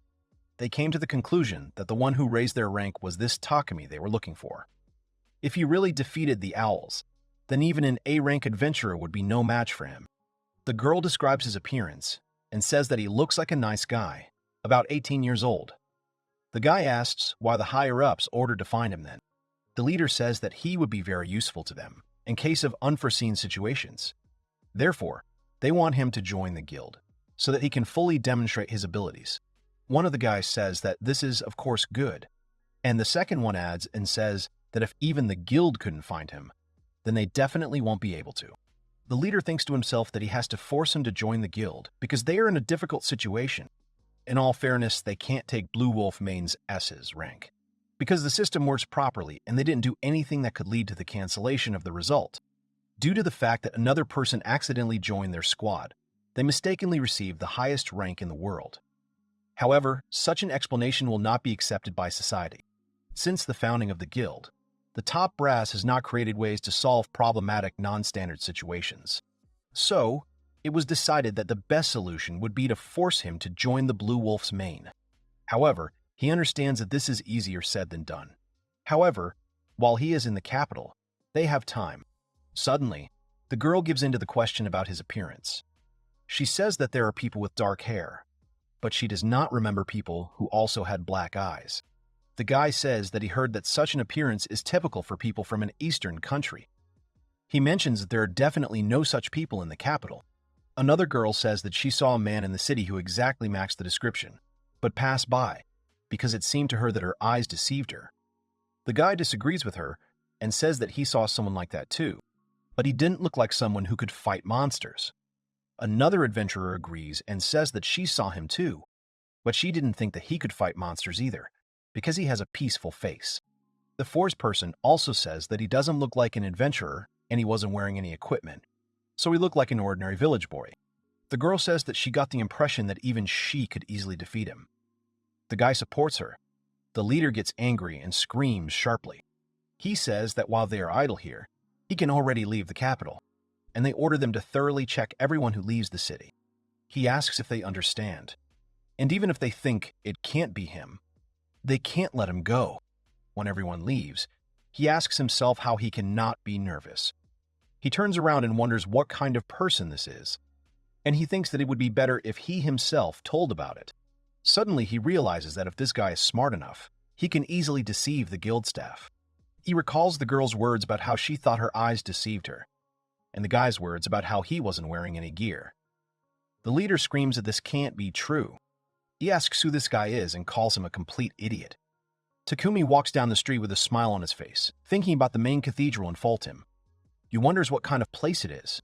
The wooden cart was moving along a rocky terrain and was shaking violently from every hole in stone.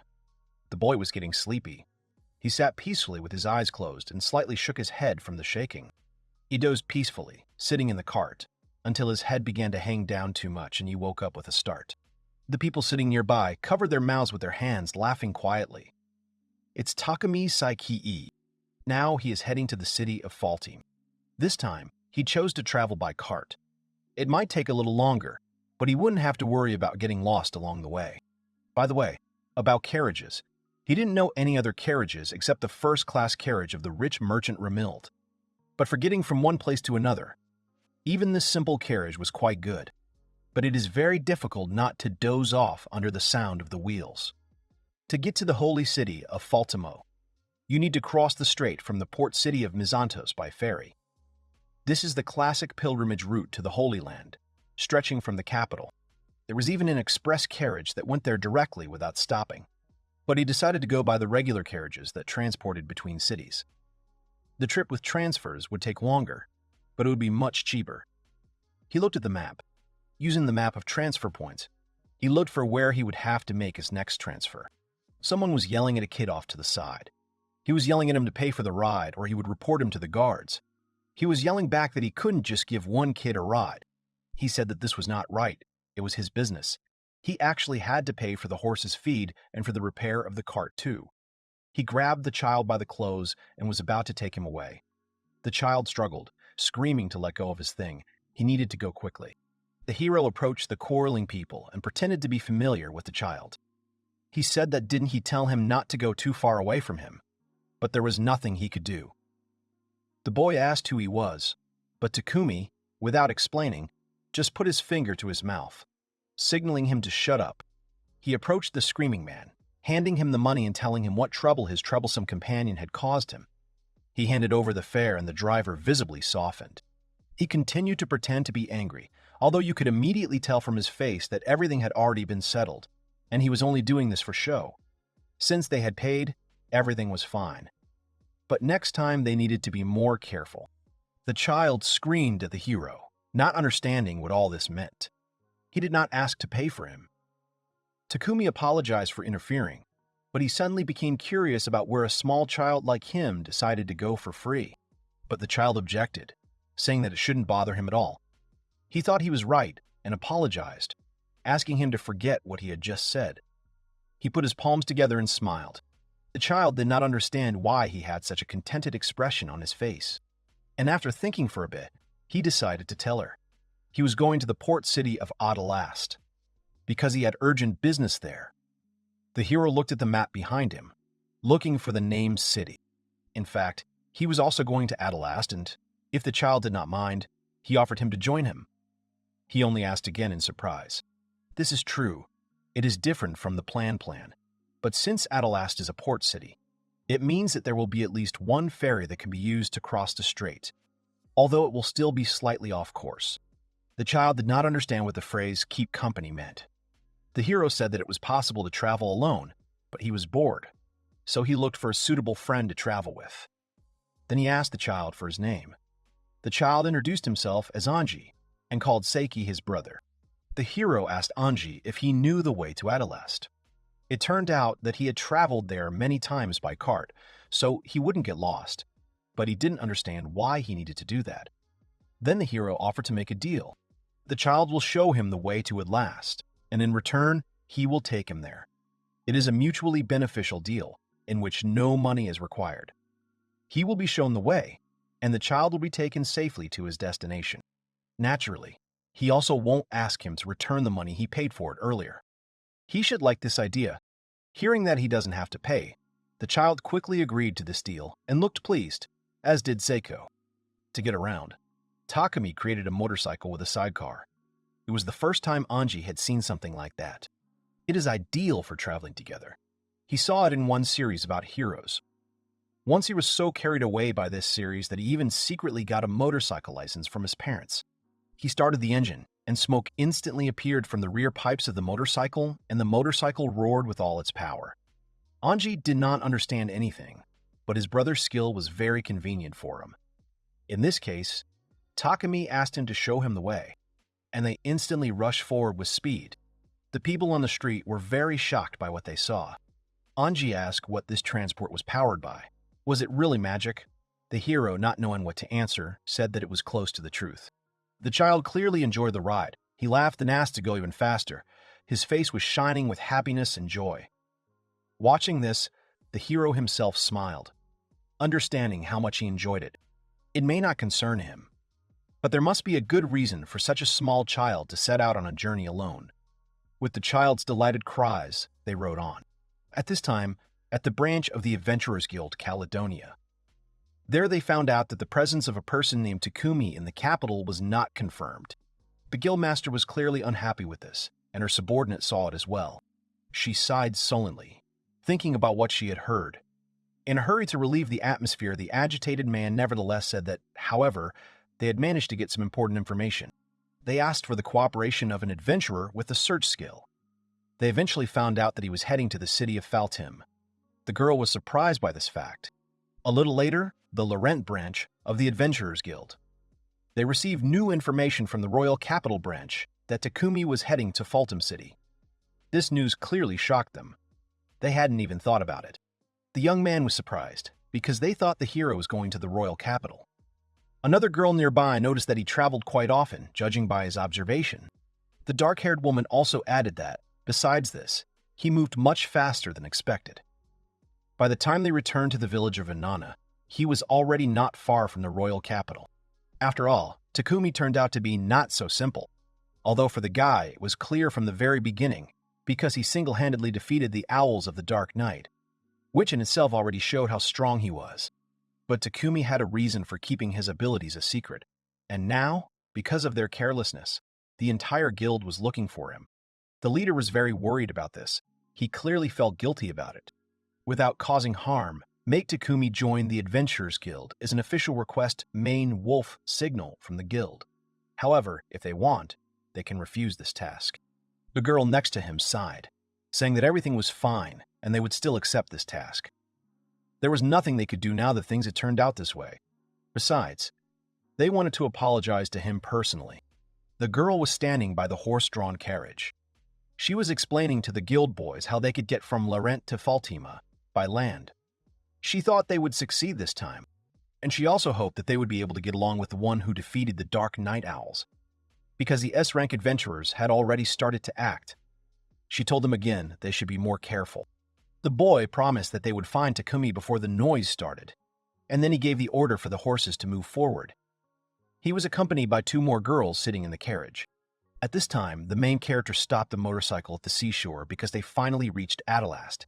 Seagulls were flying around and many ships were moored nearby. The child was also in a good mood. He clearly enjoyed the trip. As expected from a vehicle using an engine. On a cart, they would have traveled for about 5 days. But on a motorcycle, they got there in 3 to 4 hours. Maybe partly this is due to Anji, who kept shouting for them to go even faster. The happy child ran forward, waving and thanking his brother. He promised that as soon as he finished his business, he would come back to him. Thanks to the cheerful Anji, the trip was very favorable. Only at parting the child said that he would come to him again. Did he really know where the hero was heading? He turned around. He remembered the words that when you arrive in a city, the first thing you should do is visit the Adventurers Guild, because all the information that can possibly be sent to the guild goes there. That was the advice he got from Mr. Remild, and he thought he should take advantage of it as soon as possible. He met many bored people along the way. The men sat silently at the table outside, their heads in their hands. There were those who simply lay on the ground, bored, and some sat with their heads down.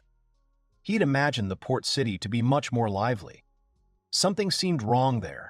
He walked inside the establishment, pushing with his hand through the small wooden doors, which were even smaller than he was, and they creaked open. He was greeted by a bespectacled employee who was wiping glasses with a rag. He looked around, inside besides him, and the employee there were 3 more large men, similar to adventurers, who were drinking. They immediately paid attention to the hero, silently watching him. One of them, clearly with the intention of insulting, told the hero not to tell him that he was a so-called adventurer. The man was no longer young and wore a white bandana on his head. He was holding a mug of alcohol. The second man with scars on his face added that he should give up this occupation, otherwise he would die by accident. After that, all 3 laughed. I consider my jokes successful. The third in their company, unlike the others, had light hair and was more well-groomed. The hero, smiling good-naturedly, replied that he was just passing by. After that, he turned away and addressed the employee, asking if the Adventurers Guild was here. The people sitting behind even fell silent when the guy simply ignored them. He exhaled and replied that it was so. The guild had only been here for 2 months, and it so happened that the owner of the local tavern had allowed them to use this place. He asked the guy if he wanted to drink anything. Seiki smiled and asked if they had any milk. The employee asked him again, surprised. The 3 sitting in the back laughed even harder. He came to the tavern for milk. Was this really a joke? But they were ignored, and they realized that he was not joking, and the laughter died down. The employee, embarrassed by this situation, replied that milk as an ingredient for cocktails, of course, is available, but the guy is definitely very brave. He placed a glass with the drink he had previously asked for in front of him. He said that everyone here was a little disappointed because there was no decent work lately. Well, if you look at the current Adalist, it might seem like the whole city was chained. The hero asked if anything had happened. It turned out that it was not just something. Adalast is a port city, but now no one can go to sea, which means it is impossible to catch fish and transport goods. The hero screamed in surprise, asking what had happened. The worker crossed his arms over his chest with obvious displeasure and said that it turned out that they had pirates, and they were blocking the exit to the sea. Sea traffic was completely closed, and their ship was simply enormous. They say that pirates have been around these shores since the time of the previous lord, but it is not clear why they decided to appear again. At sea, even adventurers are no match for them. The hero, who clearly did not expect such a situation, asked about what was happening. It was impossible to swim across the strait either. The worker explained that if by ferry, the hero could forget about it. Now even the smallest boat would not sail from this port. If he was going to another city, he would have to take a detour. The guy thought about pirates. Of course, it is possible to get there by land. But he is worried about Anji, who has come such a long way here. Walking along the street, he wandered into the port where the boats were. Sitting on it and dangling his legs over the water, he thought about how he had the skill of creating everything in the world for just such cases. He wanted to try to talk to the pirates personally. This seemed like a great idea to him, and he was inspired.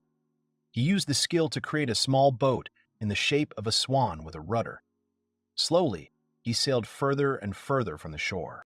Now he needs to go out to sea as long as possible so that the pirates decide to catch him. He could create a motorboat, but it's too fast and hard to catch.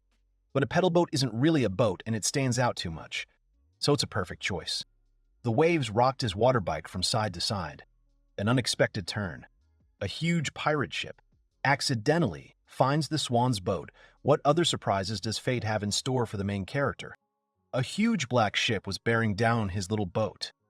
Their sizes were so different that his sea bike and the pirate ship could be compared to an ant and an elephant. The ship creaked in the waves. It didn't look like they were going to attack it, just blocking the way for anyone trying to swim through. There was a rustling sound from above the ship, and the pirate crew dropped the ladder of ropes and logs down to it. The men on deck were waving their arms at him, as if they wanted him to get up. He doubted they would attack him right away. He just didn't know what they would do when they found out he didn't have the gold. Having climbed up, he stood surrounded by pirates with his hands raised.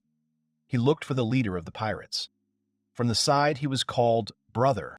He turned his head and saw a man with a beard. In front of him was Anji, who introduced the ship's captain as the bearded Uncle Gal. His name is actually Gallo, but Uncle Gallo is hard to pronounce, so he should be called Uncle Gallo. Then the child began to introduce Takumi's brother. He said that he was very cool. True, a little strange.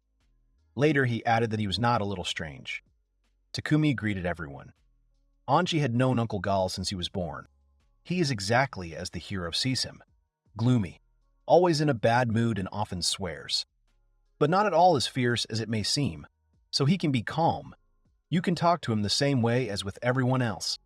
The hero apologized, saying that he wanted to clarify something. He asked about whether this was a pirate ship.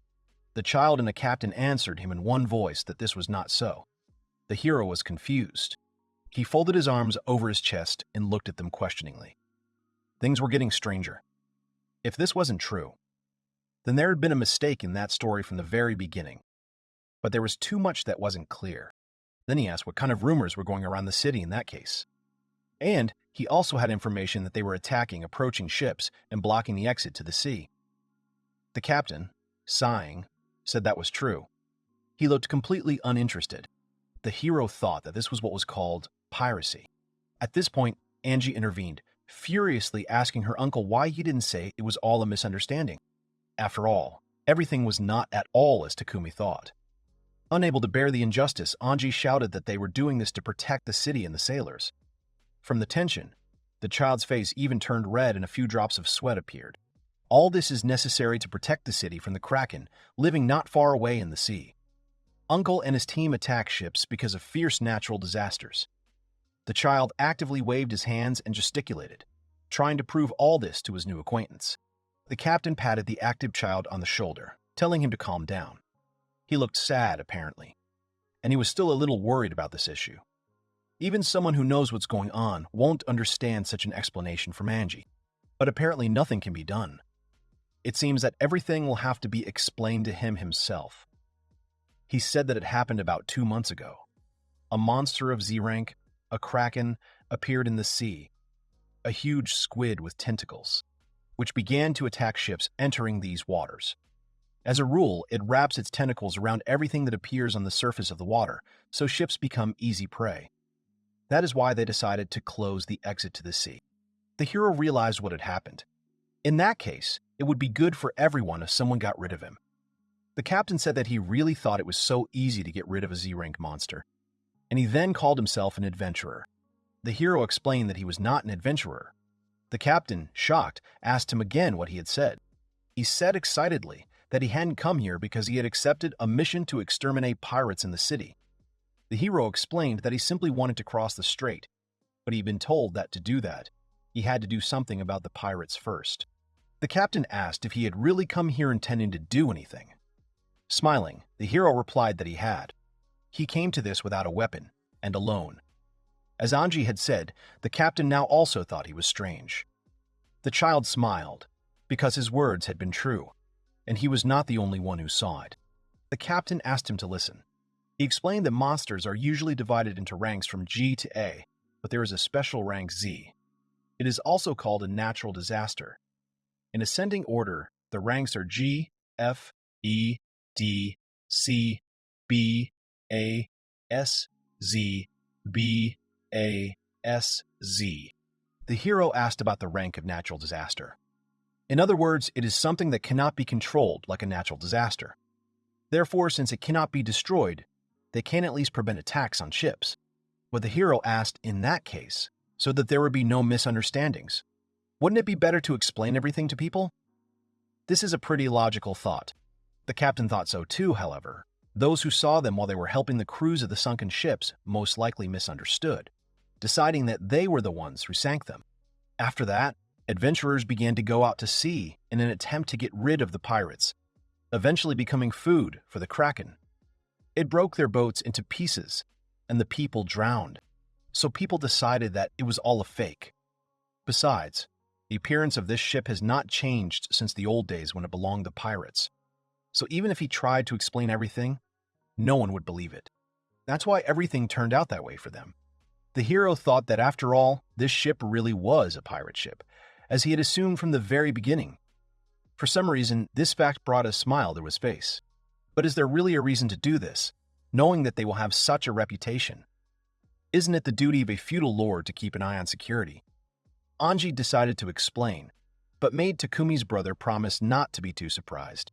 In fact, Anji is a girl, and also the heiress of the Alcuin family ruling Adelast, Marquise Angelina Alcuin. The hero was shocked. She apologized for it. Not that she was going to hide it, but that's how it happened. The hero accepted everything instantly and looked carefree, which shocked everyone. He said with a bright smile that Anji actually had long hair, and he hadn't noticed it at all. He understood that if she didn't hide them under her hat, they would get in the way of her travels. But it seemed he still didn't understand anything.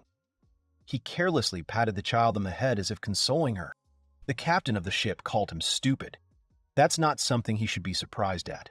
He should have asked something like, Anji is really a girl, or you're the heir of Lord Adalast. That's what the captain thought he should have said, not something else. Takumi looked intently at Anji's face without looking away. This confused her greatly. Only later did he understand everything. The girl screamed that he hadn't noticed that she was actually a girl. It turns out he didn't even pay much attention to the fact that she was a girl because he was too distracted by her hair. The girl was very upset by this and began to call him names, shouting at the entire ship. They sailed further into the sea and the ship began to sail through large caves. Inside were many other people and ships. The hero was surprised, looking around. Anji called out to him, calling him to her. There is a shelter hidden inside the cave.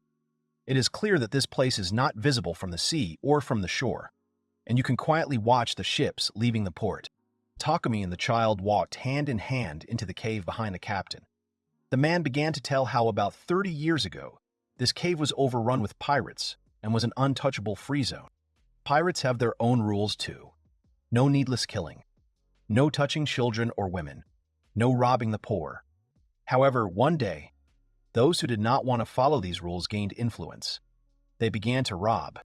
At that time, the ruler of Adelasta, Anji's grandfather, came directly to the chief of the pirates, the captain's father. The lord wanted to get rid of the unruly pirates and restore peace to the seas, so he decided to offer his help. The captain's father, who had always been disgusted by pirates who did not follow their own laws, accepted Lord Adelast's offer. Of course, the lord couldn't openly help the pirates, so officially only the pirates participated.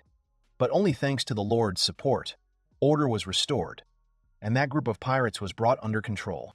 From then on, they continued to secretly monitor the order at sea. The hero realized that this was why, even though they were misunderstood, they still continued to protect the ships that went out to sea. He looked at Anji. the daughter of a lord who was also close to pirates. It turns out that using both of these facts, she can easily find out his location in this city. That's why she said she would find him when she arrived in the city. However, when Anji's grandfather passed away, the girl's father took his place, and the promise given earlier was, unfortunately, forgotten.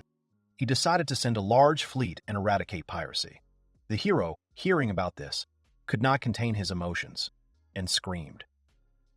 Having learned about this, Angie in a hurry first thing, returned, thinking that she could persuade her father not to do this. But nothing came of it. In response, she heard only that everything had already been decided. She was very sad when she told about it. The captain remembered one thing and showed the boys an old chest. This chest contains the proof, the pact between Angie's grandfather and the pirates. They will be able to explain the situation if they provide the proof, and also explain everything about the misunderstanding that has arisen. More precisely, they could, but they do not have the most important detail. The key to this chest. There is only a photograph created with magic, which shows the key hanging around his father's neck. The hero suggested that in that case, they simply break the chest, but simply breaking the chest was also impossible for them. It was enchanted. Most likely, if you open it incorrectly, the contents inside will simply disappear. That's why Angie wanted Takumi to make a key. He can create this key with his skill of creating everything. But the captain said that it has to be a magic key, and just repeating its shape won't be enough. But Angie believed in her brother because his skills were simply incredible. The captain only sighed at these words. He had never tried to create magic items before. He tried to create a magic key and rinsed it to the chest. The captain of the ship was skeptical about it. The girl asked her uncle to be quiet. Takumi inserted the key into the crack and turned it inside, heard a clicking sound, and a magic seal appeared. The child and Takumi were smiling and happy that they had succeeded. The captain behind them looked in disbelief at the fact that right in front of him was an open chest, and yet he managed to open the chest. Now they could prove that Uncle Gal and his crew had done nothing wrong. They had to hurry before the fleet arrived to explain everything to her father and everyone in the city. The child held the letter in his hand and was happy. But the captain apologized, explaining that it was too early to do that. There would be problems if the fleet did not arrive according to his plan. She did not understand why. The captain can't let them fight the Kraken alone. They're sailing here to exterminate pirates. That means they're heavily armed. If they joined forces, they could defeat even a Z-rank monster, with the help of the cannons on the ships. But Angie was afraid that her uncle would be in danger. Apparently, she had completely forgotten that he was a former pirate, but still a pirate. He wouldn't be sorry to say goodbye to his life. If they missed this chance, there might not be another opportunity to defeat him. He had a confident look. The hero thought about it and decided to ask whether it was possible that the captain had deliberately allowed rumors to spread in order to attract attention from the outside. Satsuki was quite perceptive in the man's opinion. The captain hadn't thought it through that well. But since the situation had turned out this way, he decided to use it to his advantage. He was just worried that there would be no one to look after Angie. But thanks to him, they would be able to solve this. Angie was against it. She would never agree to this. She didn't want this. There were already tears in the child's eyes. But Uncle Gallus thinks they have no other choice. They must defeat him, or Adalas will die without being able to go to sea. And this is a port city. The man looked out the window with his back to the boys. The hero wondered how strong this Kraken was. The captain couldn't answer that because no one had ever managed to defeat it. It was huge and could easily break a ship's mast. It also seemed to be able to regenerate. The captain apologized, but he asked Takumi to take Angie home and also give the letter to her father. But he immediately refused without explaining anything. He sat at the table with his eyes closed and his hands folded in front of him. The captain decided that it really didn't concern him. Then the captain thought that after the refusal, the guy was going to return to his journey. But he wasn't going to do that either. The man was completely confused. Then, getting up from the table, the guy leaned on his hand. Psyche suggested that they go outside and talk for a while. The boy walked ahead of the others while the captain, holding the child's hand, followed him. Standing on the shore, the captain asked why they had come there and what he was going to do, even though he ended up in this city by accident. And his journey is still at the very beginning. He cannot simply pass by, pretending that it does not concern him. He couldn't stand to see Angie sad anymore. She still wiped her tears with her hand. Since they had decided to fight the huge monster in the sea, he decided to create something that would help them. Out of nowhere, a huge structure appeared, standing on which the guy towered high above the others. The two below looked at what was happening in shock. Takumi shouted to the captain what he thought about it. Now they could defeat the Kraken. The captain called him crazy, while the girl admired him, saying how amazing he was. Every boy's dream is a secret weapon. They can show the Kraken their determination. The Kraken mostly lives in the distant area, and the captain pointed his finger at the guy. Swimming with the current, he moves to the deep and then to the shallow parts. Now the current is directed from the ocean to the shore. That's why right now he should be closest to the shore. The hero realized that it was not for nothing that he was the captain of the ship. He knew the sea so well, it was very good in their situation. This place was about 1 kilometer away from them. The Kraken was much quicker than it looked. Would they get caught in its tentacles when they swam closer to it on the equipment created by the hero? This interested the captain greatly. Seiki had an idea about this, but it would be difficult to explain it to him. But the captain understood him. In any case, even without knowing the plan, he trusted him. No matter how you look at it, his skills are far beyond his understanding. The guy started to warm up his shoulder by rotating his hand in different directions in a circle. He hadn't done any physical exercise for a long time, so he should warm up a little before this fight. Then he decided to do squats while actively moving. The captain looked at his actions skeptically, but the child was very interested, and she asked what he was doing. He explained that it was Radio Charger Issue 1. This charger was very popular in his native area. Angie also really wanted to try it, so she decided to join him because it sounded so fun. They did the exercises in sync with Saiki's count, and then they did breathing exercises, taking deep breaths. Finally, they finished their exercises so that they could live today full of energy.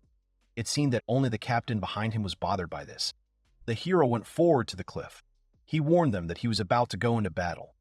The captain relied on him a lot, and Angie believed that he could handle it. She told him to be brave and encouraged him by clenching her fists. The hero gave a thumbs up and winked. He jumped off the cliff head first. The two remaining on the rock watched his actions with excitement. The guy used the skill of creating everything in flight, creating the aircraft carrier Shinano. This is the name of a Japanese aircraft carrier from World War II. Its creation shook the sea and created huge waves. What they saw amazed the outside observers that they stood with their mouths open and their eyes wide. Because of its weight, the ship sometimes sank to the bottom along with the waves, stirring up the entire surface of the water. The Kraken, which had been sleeping at the bottom of the sea all this time, opened its eyes and woke up. At that moment, the guy was running along the deck of the aircraft carrier, moving somewhere forward. The 256-meter aircraft carrier Shinano is best suited to start this relay race. Then he jumped up and used the skill of creating all things to create Musashi, the second battleship of the Yamato series. It was also a battleship of World War II. Under its weight, it stirred up the water even more. The Kraken began to twitch and move towards him at full speed. The boy continued to run forward along the deck of the new ship. He thought that right now the Kraken would notice him. Approaching the bow of the ship, where behind it there was only open sea, he jumped into the air again. Finally, in completion, he created the first battleship Yamato. And again he ran without stopping further along the deck. Finally, the Kraken appeared. Releasing his tentacles from the water, he grabbed the ship's mast with them, squeezing it with great force. It began to creak. Then, with his huge tentacles and body, he wrapped himself around the entire ship. The guy was glad that it finally showed up. It became clear that it really was huge, colossal in size. It could even compare with the largest battleship in history. All this time, such a huge sea monster was nearby. But in Adelaste, there were no rumors or eyewitness accounts about it. And all this is the result of the efforts of Uncle Gallo and his crew. However, for this very reason, he must come up with a plan to tame this monster. If the Kraken is like all the monsters in this world, then when it receives critical damage, it will simply disappear. In that case, Gallo and his crew would not be able to prove the real reason why they blocked the exit to the sea. And he kept thinking about how to defeat the monster, while leaving proof of its existence, and he came up with a solution. He created a submarine and directed it towards the monster, the Kraken, whose tentacles instantly disappeared. the ship was lost. Seeing a submarine in front of him, he directed his tentacles towards it. As the hero had expected, having lost his target, he reflexively turned in the direction he had thought. He aimed at the Kraken's head. It was perfect. The guy pressed a button and light started coming out of the submarine's gun. He had launched the beam. From the tentacles that it was reaching towards him to its entire body, the Kraken was instantly frozen. And no matter how he tried to move, he couldn't do anything. All he could hear was the quiet crunch of ice. The hero cried out triumphantly that one giant frozen cuttlefish was ready. Everyone was happy with the victory. He had seen it in an old special effects movie, a mysterious beam that froze a giant monster in an instant. Maybe it had some other use there, but now it came in handy. At this time in the City Guild, those three men who had recently joked about the hero were indignant, sitting in the tavern. They were very bored. It was impossible to even find a worthy opponent there, and they didn't really like the tavern. The familiar worker was thinking that opening a bar on the site of the guild was a bad idea. It looks like they'll have to close it after all. He turned to the side. Some sounds were coming from there. There was loud talk among the villagers on the street, and everyone sitting in the tavern heard it and came out to look. People were talking about how the object did not move, but whether it was alive. Another villager thought it was a strange joke. The three adventurers opened their mouths. They immediately understood what they were seeing. Someone asked if this was a Z-rank monster, the Kraken. What was it doing here? Everyone saw a huge Kraken that appeared out of nowhere, in the middle of the sea. Did they really mean to say that he lived here all this time? The adventurer's scars on his face remembered that, indeed, any ships that left this port sank, but everyone thought that they were pirates. Finally, everyone realized the real reason for the shipwreck. Until now, they thought it was because of pirates, but in fact, it was the Kraken. At this time, on the other bank, the captain was talking to the hero. He asked the guy if he really needed to cross to the other bank, and he answered that he did, and the captain still had a lot of things to do. He needed to explain everything to the city's residents, and also negotiate with the landlord. But he didn't understand what he was talking about. If anyone had a problem, it was Psyche. The captain really wanted to thank him. He really helped them a lot. Thanks to him, they saved Adelast. But he thought it was all Uncle Gallo's fault. He only helped them a little at the very end. The captain said that he had defeated a Z-rank monster. He could have received a huge sum of money from the country as a reward for defeating the monster. And he could have received the title of a hero and become famous. But Takora didn't want that. It was too much of a problem for him somehow. He scratched his head awkwardly after these words. The captain looked at him questioningly. Angie was sad about his departure. But his duties here were over. Now she played her job. He told her to make sure that Gallo and her father successfully mended their relationship. The captain noted that he really was not an ordinary boy. He dealt with the Kraken with the help of some mechanisms, but at the same time, it looked like it was an ordinary thing. He looked more like an uncle. Angie confirmed that she also thought that the hero looked like her grandfather. In times when everything was quiet, he was just having fun, but in difficult times he took bold actions. You could rely on him. People said that he was strange and without breaks. Takura is also weird, so they look similar. With him, the girl feels calm and happy and would like to continue being with him. She decided that in 5 years, he would become her fiancé and would be accepted into the Alquine family. The captain smiled at this. The hero was reminded of how children tell their fathers that they will grow up and marry them. He thanked her, saying that he was glad about it, but he said that their age difference was too big, so it was better for her to abandon this idea so that she could find someone she really loved. But she argued that their age difference was less than 10 years. Her parents had a bigger age difference. And at 50 and 60, even a 10-year difference doesn't matter. She has already calculated and argued with real figures. She knows how to achieve her goals. He still agreed, but on the condition that if she didn't find a person dear to her heart before she came of age, she was glad. He remembered himself as a child. By the time she turns 20, she will have forgotten about him. At that time, the girl had already appointed Uncle Gal as a witness. Clearing his throat, the man spoke the words of the oath before them, and the Marquise extended her hand for the hero to seal his promise with a kiss. Seki dropped to one knee and kissed the Marquise's hand, giving his promise. Even though he didn't like it, he had to agree. He couldn't ruin her childhood dreams before she grew up. The child was delighted, and the captain praised the hero. The man decided to tell him that what had just happened was not an ordinary formality. It was a real engagement ceremony, widely accepted among the nobility. The hero was dumbfounded. Although Angie said 5 years, the hero himself decided to wait only until she comes of age, which is in 4 years. So, in 4 years, they will get married. She is incredibly happy about this. He had just learned that they became adults at 14. The captain patted him on the shoulder. It seemed he had a mistaken idea about that. But the captain would be glad to see him become an earl. It seemed he had gotten into a strange story again. They saw him off. He only hoped that in 4 years she would meet many more people. Anything could happen. After all, human feelings are a mysterious thing. In any case, he would put this question off until later, and now go straight to Fulton. Takuma Saiki turned 60 this year, and has happily retired. Just over 2 months ago, he was summoned to another world. Along with him, the hero Eiki, the sage Kinjan, and the Saint Nini were summoned. They already knew about the other world and magic, so they quickly figured everything out.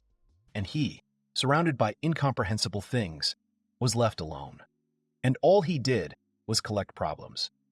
There was an attack by the army of the Demon King. He was accused of an attempt on the king's life and declared wanted. He also managed to visit the monster's lair. Perhaps, if he had not acquired a new young body, and along with it the skill of creating everything, his second life in another world would have ended long ago. There were no less problems later. In the waters of the port city of Atalasta, a monster of the Z rank, the so-called natural disaster, appeared. As a result, he had to face the Kraken in battle. Together with the former pirate Gallo and his crew, they managed to successfully defeat the monster.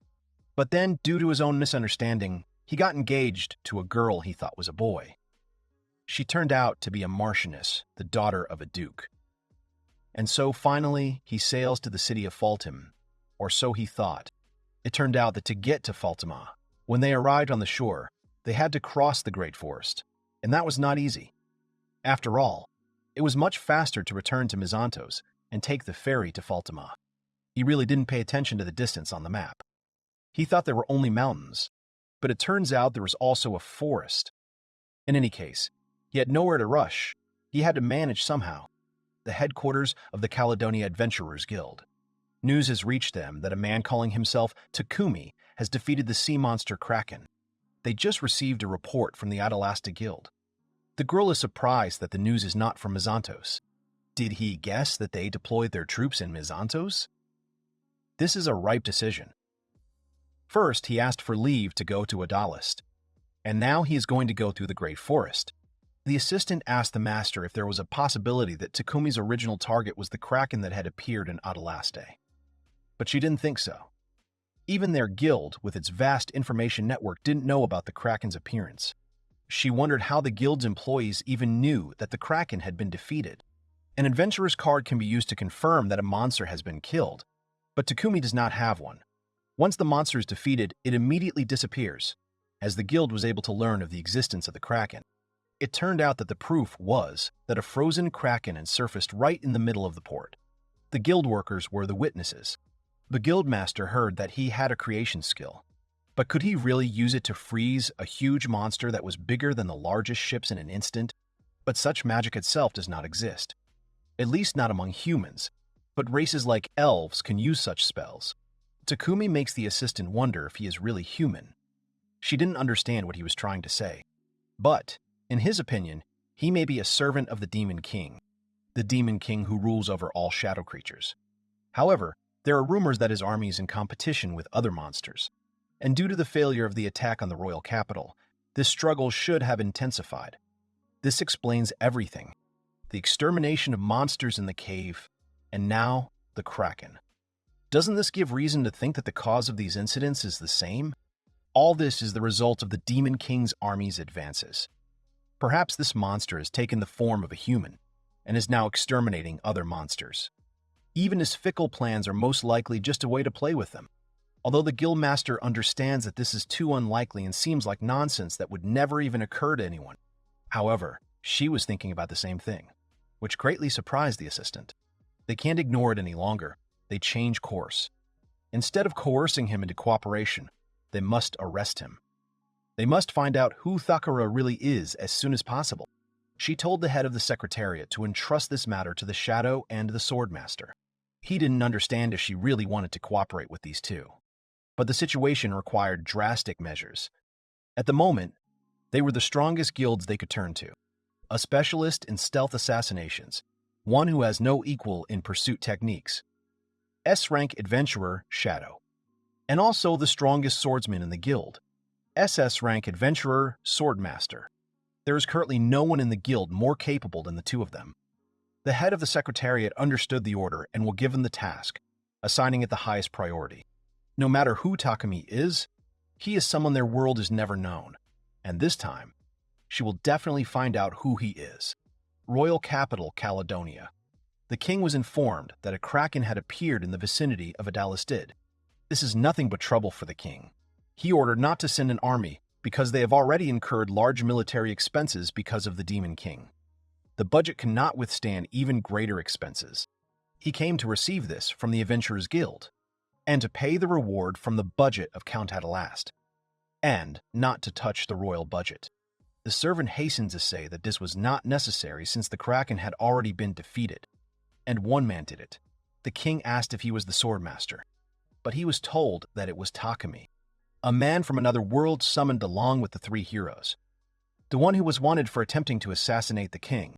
The king decided that this was some kind of mistake and did not believe it. But according to the report, the Adventurers Guild has thrown all their efforts into finding out his location. The report was provided by a reliable source, and it says that Takumi defeated the Kraken. The king asked if he only had the first level, but the servant couldn't know for sure. In truth, none of them had seen his status with their own eyes. After defeating the Demon King's army, Saint Nain said that it was only thanks to Takumi that they were able to achieve victory. However, no one can confirm this either. If he's really that strong, they can't leave it like that. He was a rebel from the start. The king ordered Aghast to use the Raven. It is better to get rid of various small problems at once. Takumi is now heading to Faltem to meet Saint Nini. At first, the king thought he was an ordinary man summoned from another world, but it's entirely possible that someone else is in charge of this. The church or the guild, whoever gets Takumi will greatly increase their power. So, we need to take action before that happens. He has been wandering through the forest for 2 days. It seems like he is moving forward, but at the same time, there is a feeling that he is constantly walking in circles. I wonder if he can really get to Faltima. With nothing but trees around, it's hard to know which direction to go. He was completely lost. Was he really in trouble this time? He had created a compass, but it seems to be useless in this world. I never thought that in another world they don't use a compass. It seems that people here don't even go into this forest. If this continues, he will turn into a skeleton that no one will know about. Perhaps if he could look down on the forest from above, he would know which way he needed to go. He began to lick the tree. And as a child, of course, he often climbed trees. But now, everything is different. Although surprisingly, it came very easily to him. He climbed to the very top. There was a very nice view there. There was a mountain range off to the side, which he had seen before entering this sea of green. This meant that he now understood a little which way he needed to go. He looked at it. It was quite windy up there, and the wind was favorable. In the forest, everything looks the same because of the tall trees, and it is much faster to move above the forest. Suddenly, a good idea came to him. He decided to create a paraglider, but it turned out to be quite difficult to control. When you're floating, it feels like the wind is about to take you away, but it's so invigorating, flying further into the sky. For a second, it seemed to him as if he had just flown through something. Because he was distracted, he did not see the tree in front of him at all. Suddenly, a huge tree appeared. He didn't have time to dodge in time, crashing right into it. Breaking many branches under him, he landed on the ground. But it turned out not to hurt at all. The branches and leaves softened the fall like a pillow. And yet, in front of him was an incredibly tall tree. He wondered how many hundreds of years it was. It was hard not to notice something so huge, but how could he not see it then? Someone called him from the side, asking who he was. Turning around, the hero saw that many people had pointed their weapons at him. One of them shot an arrow straight at his feet.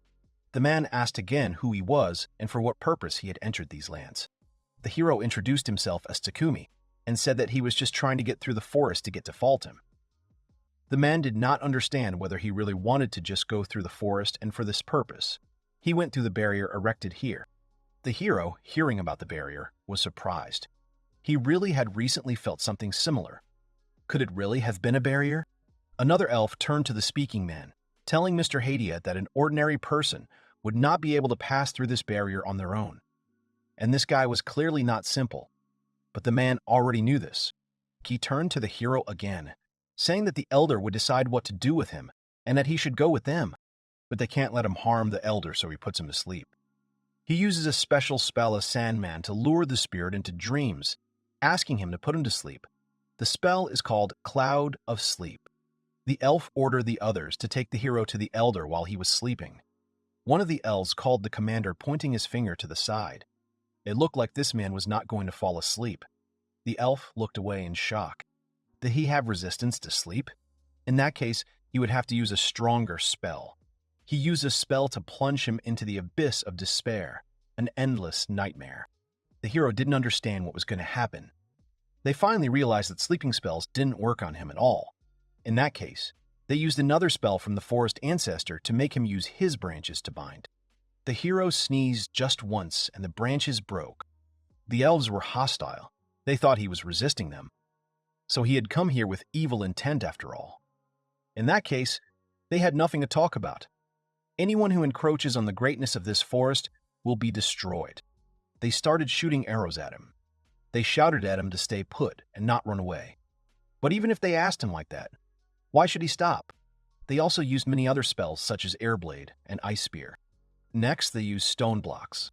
They thought that he decided to use them in the village as a shield. For them, he was very treacherous. The hero himself did not think that they would attack him so suddenly. It turns out that now he is in even more trouble. Other elves looked out of the windows of the houses, but upon seeing what was happening, they immediately closed them back. They were probably just scared by the invader who had appeared out of nowhere. But doesn't that mean they attacked not out of hostility, but because they were afraid? In that case, if he continued to run, it would only strengthen their fears. The hero braked sharply. He raised his hands up, saying he surrendered. The elves were confused. The captain said to take him into custody and tie him up tightly. They don't know yet what kind of trick he'll decide to use this time. The heroes don't know what will happen next, but at least it's better than being on the run. They arrived at a huge treehouse. He was to meet the chief. The captain advised him to behave appropriately, but his appearance alone was already inappropriate. The elves entered the elder's room saying that they had brought the one who had invaded their forest. The elder turned out to be a pretty young, beautiful girl. She told him she had been waiting for him for a long time and called him by name. The guy himself was shocked to see the elder. She was already tired of waiting for Mr. Takumi. She welcomed him to the elf village. The guy asked again if he was really in the elven village. It turned out that everything was exactly like that, and this village, in which one kind of elves lives. When he recalls the elven race, Naum involuntarily recalls Ferret. Indeed, if you think about it, such an atmosphere is being created. Now everything has become more or less clear. All of the elven race, he did not notice it at all. The elder called Kadiet. She told him to remove the ropes from the prisoner, and after that, he could be free. The captain wanted to object, but still said that everything would be done. He bowed and asked for forgiveness from Lord Takumi for the rude reception. The elder said that suspicious events have been happening in the village one after another lately. That is why everyone is wary. As the elder, she apologizes for being rude. She introduced herself as Seppo. This is not her real name. Adult elf names are long and difficult for humans to remember and pronounce. But could such a young girl really be an adult elf? It turned out she was over 2,000 years old. Hearing this, the hero was in complete shock. The elder noticed that it seemed he still hadn't gotten used to the local reality. No matter whether he was a high-ranking elf or an ancient elf, both could be considered old elves who had lived a little too long. But it turned out that there were people in his hometown who knew. He was just a person who wasn't interested in youth culture. So Mr. Takumi also put a lot of effort into understanding how to behave as a long liver. Takumi thought about it after her words. He didn't seem to say his real age. I wonder why she thought he was a long liver. And by the way, when he came here, he didn't seem to introduce his name. So why does she know it? She knew the approximate situation. She had heard about the royal summoning of heroes from another world, and that age did not match appearance. And she often heard about Mr. Takumi from Yggdrasil. This name seemed unfamiliar to the hero. In fact, he was now there by the will of Yggdrasil. The tree he collided with was Yggdrasil. Did she mean to say that the tree had a will? That was exactly it. Yggdrasil was created personally by a god who had come to this land in the past. She had seen it planted by a god with her own eyes. The guy was surprised if there was a god in this world. As for God, he remembered his status. After all, it says that his profession is God, but he doesn't understand what the profession of God could mean. It seems that Seppu knows a lot about it, and he should try to clarify it all with her. The girl shut his mouth with her finger. She knew what he wanted to ask, but perhaps he would find out better on his own. Since Mr. Takumi doesn't know anything, he has no choice but to take her word for it. Instead, doesn't he think it would be better to investigate everything himself? He felt like a child being reproached by adults. Scratching his head, he agreed with her. If you don't explore, you won't learn anything. He will learn new things at his own pace. The girl called Kadiet, and he arrived immediately. She asked the hero to answer the call of Yggdrasil, and the summoned elf will show him their village, where he will stay for a while. Kirill saw that everyone was rebuilding the houses that had been destroyed during the riots. Even the military had to get their houses repaired. At this rate, they would quickly run out of trees in the warehouse. The elf didn't blame anyone in particular, of course, but the plan they had worked so hard to prepare for had gone badly. The hero didn't think it was entirely his fault. But that sharp look the elf was giving him, he asked Kudit if he could help them with anything. The elder had told him to let him do whatever he wanted, so he should probably agree. The hero approached the huge logs. Everyone looked at him strangely.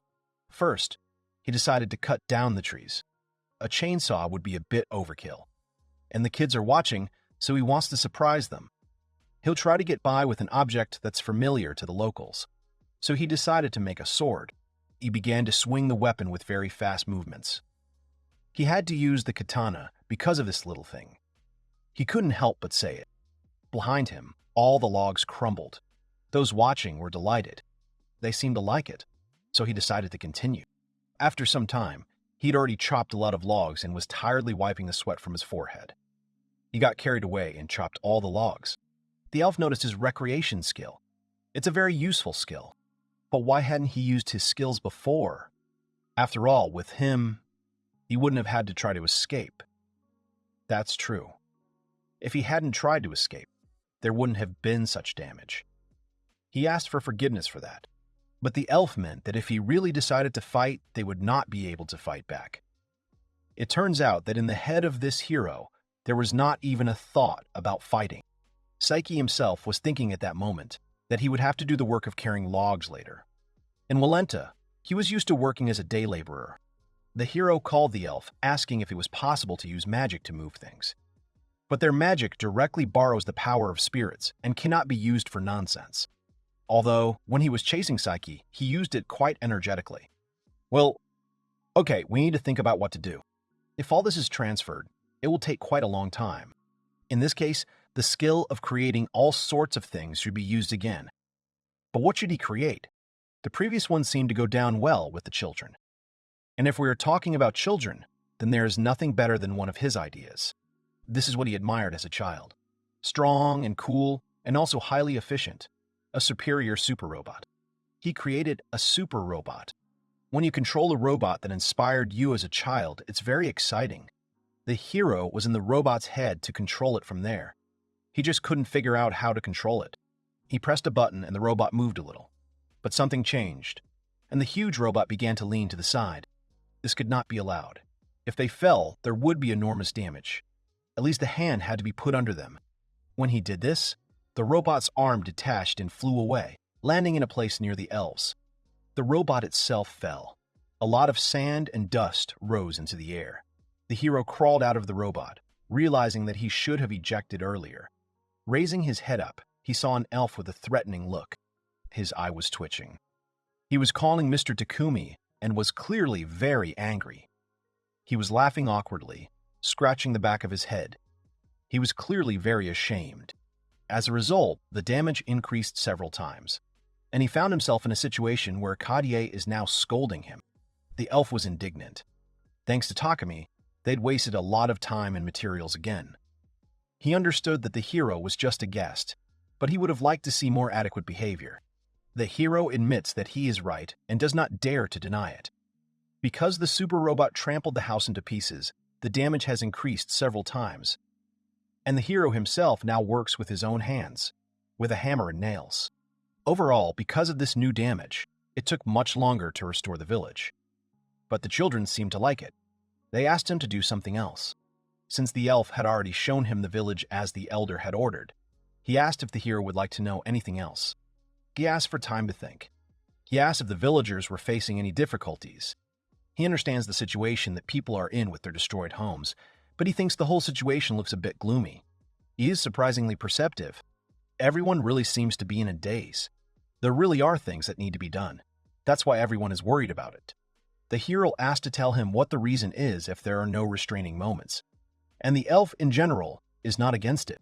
A few years ago, a monster began to appear frequently in this part of the village. It was causing harm to the villagers, so they decided to pacify it. When they came to Yggdrasil to pray, it was not clear what circumstances, but he came again, and the whole idea was cancelled. But soon they will have to move. If his lair is left as is, the forest will be saturated with filth. The hero was surprised by the fact that there was a lair in this forest. It turned out that there had never been such a thing in this forest protected by the forces of Yggdrasil. The villagers began to suspect that Yggdrasil was weakening. It seems that the hero himself had to see this lair in the past. Then it was somehow possible to destroy it. But now because of this, everyone cannot calm down. Moreover, the new lair that appeared this time is burdensome. The hero asked if his power was great, but the size of the lair itself turned out to be small. It is located at a height above the treetops and the upper layers of the atmosphere. The hero was deeply shocked. It turned out that magic wouldn't reach its target from the ground, and if you use spirit magic in flight, the shot's power wouldn't be enough to destroy the lair. This is indeed problematic. When the hero heard about the lair, he imagined something similar to a cave. If so, he asked to be allowed to help. Everyone welcomed him so warmly in this village. Maybe his skills will be useful here. The elf thought about it. He was grateful for these words. However, this forest was inherited by them from ancient times and is under their sole responsibility. They want to cope with their duties themselves. Takumi became sad. Suddenly a good idea came to his mind. He called Hadiet, who was already leaving, and asked about his idea. The elf thought it over. As expected of Mr. Takumi, this was an amazingly fearless decision. They couldn't even think of such a thing. Indeed, in that case, they are in charge.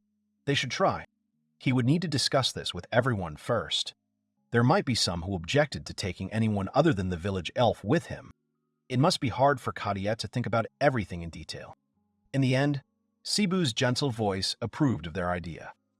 And he too became part of the team in the cave cleaning operation. A little later in the forest, a team of elves and a hero ran quickly through the trees. On the back of each elf were their bows for fighting, as expected from a people who feel great in the forest. Even in a dense forest, they can break through without looking back. Hadiet turned to Takuma, praising him for keeping up with them. The forest was like home to them. They had been used to it since they were children.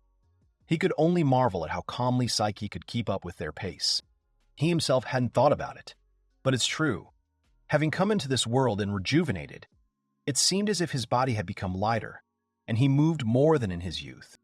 This is because originally it is another world where magic exists, and some changes could have happened in his body. One of the elves noticed something. She turned back and called her commander. Kadiet stood in front of the hero, covering him and asking him to be quiet. Ahead of them were several monsters who were going somewhere. The hero noticed that when the monster passed by the tree, the leaves of that tree dried up in an instant. Could it be that the life of the forest was drained only because the monster was moving? He didn't notice that he had only encountered the monster in the wasteland and the cave before. The monster turns out to be a life-sucking creature. The elves also noticed how they were affecting their sacred forest. The hero looked up and discovered a strange spot in the sky. Other monsters immediately started coming out from there. monsters appear out of nowhere. It turns out that this place is the lair. It was really high, probably 50 meters. The commander asked Mr. Takumi for permission before proceeding, and he nodded his agreement. K-Idiot began to chant a spell, calling upon the holy spirits of their forest. He asked them to grant them, the children of the forest, divine protection. Having finished the spell, he directed a stream of magic at one of the monsters. The commander gave the order to the others to begin the attack as well, and all at once they moved into battle. Some elves shot from the bow behind. Others, accompanied by the hero and the captain, ran forward. The arrows hit the monsters, piercing them. One of the monsters headed towards the guy, but he was covered in time, dealing with the monster. Takumi was notified that a new one had appeared at the bottom of the portal, and he gave the command to the boys to attack. He created a triumphal arch using the skill. It was a huge, tall building. The commander gave the order for a joint attack so that everyone would shoot spirit magic into the lair. The elves did so. The sounds of gunfire were heard from everywhere. The elf cast a spell asking the wild spirit Wind King to use the enormous power inherent in him to point out the one who contradicts him. That tyranny would blow with all its cruelty, prevail and mow down everything. Yes, show the will of the gods in their manifesto, and let the crushing tornado turn everything around into dust. He hit the sky with this spell, and it sparkled so much that you had to close your eyes. Looking at the sky again, everyone saw that it was clean. They were able to do it. By joining forces with Kadit, they eliminated the lair. Triumph of the village. They destroyed the Ob's lair. The captain was pleased, but now they need to continue supporting the ground forces and exterminating the monsters. The wounded need to be treated with restorative magic. Someone used the spell of Undyne the Water Spirit, asking to ease the pain of the wounded. And the elf's hand that was wounded was healed in the next moment. The wounds were healing before his eyes. The hero wonders if this is also spirit magic. He remembered that Fararina from the group of maned wolves also used this magic when she was asked to save her from fatigue with restorative magic. Suddenly, a huge arrow struck the arch, causing it to crumble. The elves that were on it began to fall down along with the debris. The hero and the commander shouted what just happened. Someone from the side answered the commander-in-chief to look forward and pointed a finger at the ground. There stood a huge monster with 2 pairs of arms and big muscles. His head was like a lion's, and his body was like a human's, except for the extra limbs. He was covered in magic.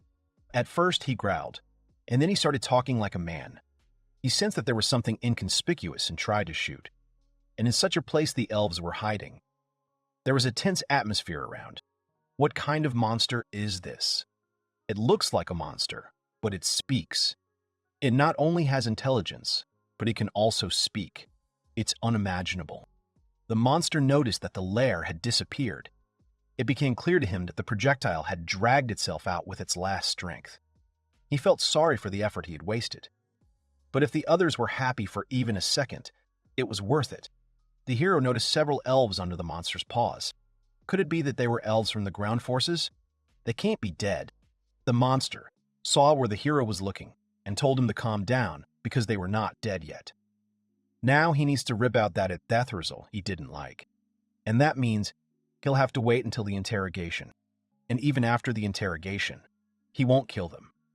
Let them feel fear and suffering to their heart's content, and then become living food for the monsters. That's his plan. He asked if the hero knew that to quickly increase the strength of monsters, such high-quality food as elves is needed. With such active food, monsters quickly evolve. After these words, the elves became angry. They moved into battle trying to push his dirty feet off their comrades. But the monster was just waiting for them to move. He called them messengers of the shadow and said that they knew no bounds. He would destroy them in an instant. With the ball of magic in his palm, he could finally attack. Once again, the magic spear transformed in his hand. The surprised elves froze in place, and the monster launched a weapon in their direction. The hero shouted the name of Mr. Kadiat, and a second later, the sound of a powerful blow was heard throughout the area. All the elves nearby flew into the air from him. The monster grinned. It amused him. The bodies of the elves fell to the ground. The hero jumped from the arch to the ground and ran up to the captain, shaking him, asking him to hold on. There is still breathing, but consciousness has already switched off.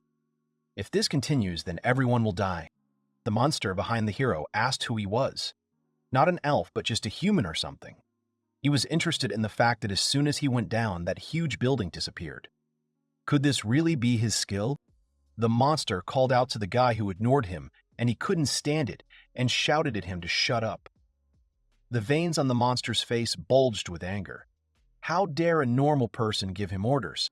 Growling, he asked how he dared to behave like that in front of Zaginius, the general of the Devil's army. But the hero only angrily shouted at him again to shut up, because he had no time for him at all right now. This stunned him for a second. Realizing that he had not misheard, he became even angrier. This courage was astounding. Things were different with elves, but there was no point in leaving him alive. He transformed the spear from magic again. He had crossed the line where he could be buried as a human. The spear would be his souvenir in the underworld. Wishing him death, the monster threw the spear at his back. The hero recalled that he seemed to ask to be silent and grabbed the weapon flying at him with one hand. He shouted that he did not understand what he was saying. He threw the spear back at the monster. It didn't even have time to be surprised when the blow happened seconds later. The hero sat among the elves who lay unconscious on the ground. This is exactly the moment when the skill of creating different things would come in handy. He can't think of a suitable thing for healing. He needs the magic of restoration that the guys used. He would use it now, but the chief healer himself can barely breathe. The captain on the ground coughed up blood. The hero just held on to him. Suddenly, an idea came to him. He screamed at the top of his voice, asking the Holy Spirits to lend him their strength. The elf guys were dying, and he asked for help in saving them with their elven strength. But there was silence all around. The guy was in despair when a ball of warm light appeared from the side. In a moment, there were already many of them around. The spirits woke up, and he looked at what was happening in amazement. The guy watched the miracle unfold with his mouth open. The light told him to hurry as fast as he could. At that moment, there was a big flash of light. The ground under his feet began to crumble, and huge vines began to emerge from underneath it, later forming trees. The hero did not understand what was happening, because the trees were supposed to wither because of the monsters. The captain who was lying next to him instantly opened his eyes and stood up from the ground. The other elves also followed him and, having woken up, stood up from the ground. A young, beautiful girl appeared in the sky. It was a manifestation of the spirit. It could not be the queen creator herself. The spirit girl cast a spell of full restoration, and the trees around her sparkled. They instantly grew to unprecedented sizes, as if they had been there from the very beginning. Everyone watched this with admiration. The hero noticed that the elf boys had healed their wounds, and the forest had also been reborn. This was probably due to the spirit that responded to his cries for help. But he didn't understand what about that monster. He remembered that it seemed to be standing to the side, but now it wasn't there. Just recently, he had only spoken to it, and now it had disappeared. The captain also looked around suspiciously. The hero walked in the very front and saw that the commander constantly looked away from him, as did the other elves. As soon as he looked at someone, they immediately turned their heads away. He didn't understand what kind of atmosphere this was. You would think they would return triumphantly, but everyone looks sad. It's not that they avoided him, but it seems like they see him as a nuisance. He was quite surprised by what had just happened, but the fact that the good spirit had helped so much was due to just his cry for help. Kedget looks puzzled by something. By the way, that spirit was the queen creator, probably a very famous person in the spirit world. In the city, they were already met by other elves congratulating them on their return. They were happy that everyone had returned safely. Families and friends hugged each other, and the hero watched from the side with a smile. It seems that concern for one's fellow man is common to all races. He turned back and watched the captain leave. Was he really heading toward Cebu? It seems that it's such a touching moment. Foreigners like him will not be able to integrate into this atmosphere. The hero approached a huge tree. But he originally came to this village after crashing into Yggdrasil. He remembered the elder's words about how she wanted him to meet Yggdrasil, and he really wanted to meet him too. Wants to see him, who has just arrived in this village. But since he got to the tree without incident, you can say hello to him. He placed his gloved hand on the tree bark and spoke the words, then he was home. Instantly, an empty field appeared in front of him.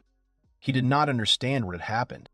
A warm wind blew across the grass in the field. He didn't understand why he was in such a place.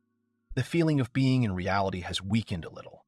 But everything is not as foggy as in a dream. An amazing landscape has opened up before him. There is a strange nostalgia. He felt something wrong behind him and turned around to see a small child calling him father, tugging at his clothes. He looked in shock at the child who continued to call him father. The guy, bending over with a smile, apologized to the child, saying that he was not his father. But he insisted on his own. The hero sighed and picked up the child in his arms and, giving in, said that yes, he was his dad. The child smiled and laughed after these words. He had light hair, although it looks like that because of the sun. And he is definitely not an elf child, because his ears are like a human's. He lifted the child high above the ground. So cute that it even lifted his spirits. He hugged the child, closed his eyes, pressed himself to his chest, and told his dad that they needed to meet next time. After these words, a bright light appeared behind the hero. He turned to look at it. He saw that same huge tree. Why Yggdrasil glows? The elves sitting nearby in a bough explained that it was because it used to be called the Golden Tree. The hero turned to the elves who worshipped him. He asked what was going on. Although they may be worshipping Yggdrasil now, the elder who came forward said that he was mistaken. They all kneel before him, Lord Takumi, in admiration and respect. He called out to Sibu, but he didn't understand why they were doing it. The spirit had saved them all, and he hadn't done anything. And despite this, gratitude and respect would have been too much.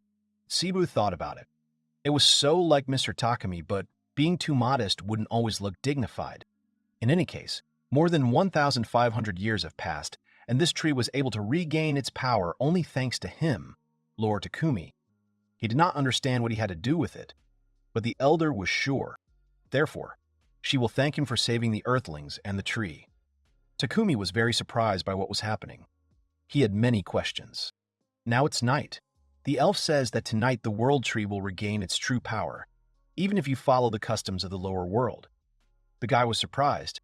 She thinks about how they don't have much time left. After all, now that the world tree has regained its powers, in the next day or two this forest will be completely fenced off. If that happens, Takumi won't be able to leave this forest. The boy did not believe what he heard. The elf would be glad, in fact, if the boys stayed in the village for an indefinite period. She thinks that there is still a lot of land that needs Mr. Takumi. The guy waited for the girl's answer. The elf said that this forest had already become a sacred kingdom thanks to the power of the world tree. She believed that from now on there would be no such distortions in caves. Now the girl is sure that no army can touch them. It seems that the guy is sad to say goodbye to the elves as quickly as it seems at first glance. Suddenly, a glowing branch descends from the tree. The elf holds it in her hands. She hands the branch to the boy and says that he will not get lost in the forest if he carries this branch with him. The boy worries that something might happen if he takes it. The elf says there that nothing terrible will happen, because this is a gift from the world tree to the guy. Takumi holds a glowing branch in his hands. He remembers his father at this moment. The elves smile as they see the boy off. Meanwhile, a dark silhouette sits among the ruined buildings, of which only boards remain. He is clearly waiting for something. She knew that she would be noticed. In truth, the shadow prided himself on his secrecy, but now he has lost confidence in that secrecy. He wonders if he should say something like that about the holy sword. The swordsman thinks that the shadow has had enough of the unnecessary chatter. He asks the master with a smile not to be so nervous. In response, he asks her with interest how it went. Shadow explains that they finally found what they needed. They waited a long time for this, and finally, it seems that their target has left the great forest. This forest is supposed to be uninhabited, so the shadow doesn't know what Takumi was doing there. Life in the forest can be quite attractive, in the shadow's opinion. The girl thinks that it is quite possible. Shadow thinks that the swordsman is having a good time. The girl wonders why the shadow thought that. Shadow explains that she is just seeing it. After all, the girl is so excited that Shadow can feel it. He notices that she looks like she is having fun. The girl agrees. Shadow continues and talks about their goal, and the fact that Takumi attracted so much attention and that he suddenly appeared out of nowhere makes one think about one fact. It is quite possible that he is the same as the girl. Shadow doesn't see anything wrong with this and believes that he and the girl have ended their collaboration as originally planned. The guild told the Shadow to work with the girl to achieve the result. In the end, he was not invited to be a partner until the very end. The girl agrees. Shadow is looking forward to it. He has been receiving many uninteresting requests lately, and he is tired of trying to destroy the demon's stronghold. Now he can have some fun, no matter how strange it may be. In any case, their target is a human. Shadow suggests that the guy might be some kind of demon. The girl, on the other hand, thinks that the guy is definitely human. Shadow wonders. He thinks that the girl is relying on intuition or skill. However, it doesn't matter, because it doesn't matter to them. Shadow curiously asks the girl if she knows that Takumi has amazing incapacitation skills. Shadow thinks that it is some ancient relic for good luck. Now he thinks that the swordsman should be put to rest. The swordsman asked the Shadow to wait. The Shadow suggested that the swordsman might tell him that he should not sneak. Many holy swords do not have detection skills. Shadow thought that it was also a personal quality to know where another person was. The swordsman did not dispute this, but he felt the aura of murder. Shadow asks with a smirk and interest if it's really that obvious. Shadow finds it very cool. He respects the swordsman's instincts and sensitivity, even though it should be completely hidden. The Shadow had just come face to face with the famous SS-ranked Sword Saint in a perfect situation. He was thinking that he would be lucky enough to be able to hit him.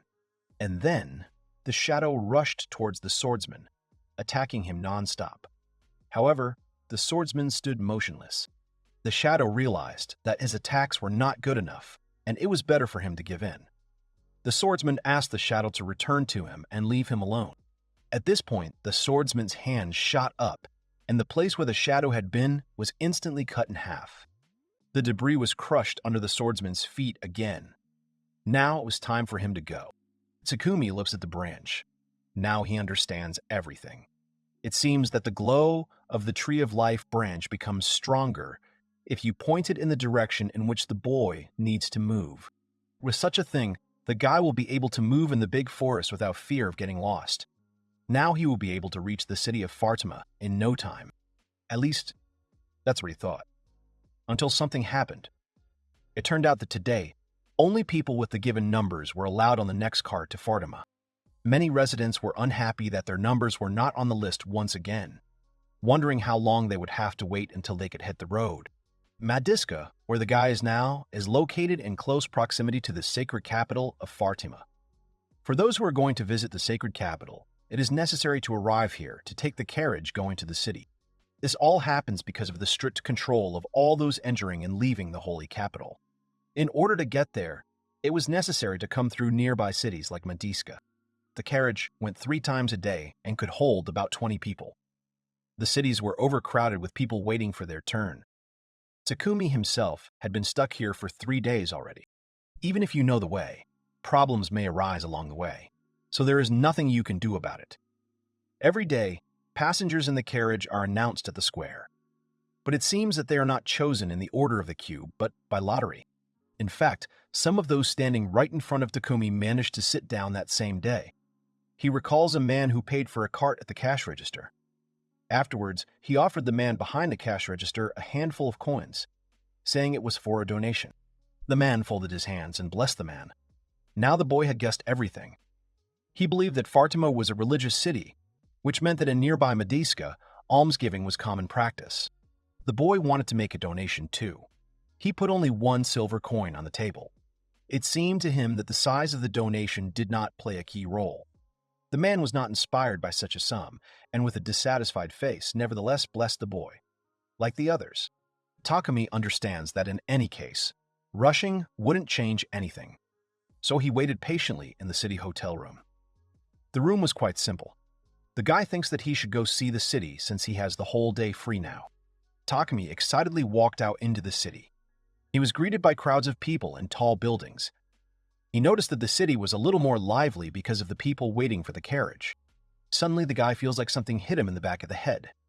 And then people in robes touch him on the shoulder. The people in the robes turned around and seemed surprised, then quickly ran away. Takumi didn't understand anything and wondered what could have happened. The men in robes gathered around the corner. They didn't understand what this could mean. They were sure that the dart had hit the guy. It was coated with deadly poison. Even a small scratch would have sent an ordinary person to the next world. One of the men was indignant, because the other weapons also did not work. The second guessed how strong the boy's nullifying ability was. The third man was unhappy that they, the crows, could not deal with such a scumbag. He thought it hurt their pride. Here, the man with the bandages thinks that after all he was wrong to consider it excessive, that the king personally gave the order to get rid of this feeble subhuman whose face is not burdened by any worries. The man realizes that they seem to have underestimated him. He orders the others not to make any more mistakes and to do it right. An incomprehensible silhouette sitting on the roof was watching the ravens. As it turned out, it was a shadow. He is now completely sure that the Kaldas ravens are also in the game. However, the shadow cannot guess why the men needed to deal with Takumi. Shadow says that it sounds pretty good that the guy has a nullifying skill from an ancient relic. Suddenly, the shadow feels a terrible pain in the shoulder area. It seemed to him that he had completely healed the wound with a restorative item. Suddenly, the shadow understands that the swordmaster called himself by this name for a reason. But the shadow doesn't pay much attention to this. He promises to fulfill the guild's request alone in exchange. However, first he intends to take care of his own goal. A guy is walking through the city. He remembers that there should be a drinking street nearby. He notices that the city becomes lively at night, but calm during the day. Suddenly, the guy hears a scream behind him. As it turns out, the girl was asking the men to stop chasing her. They were very angry and thought that the girl should not be given any leniency. She called for help, and when she saw Takumi walking nearby, she threw herself on his shoulders. The men approached the boy and treated him roughly, but they immediately recognized a familiar face. Takumi didn't know what to do, so he decided to say with a smile that there was no need to start a fight. Instead, he suggested that everyone calm down and try to just talk. The men refused.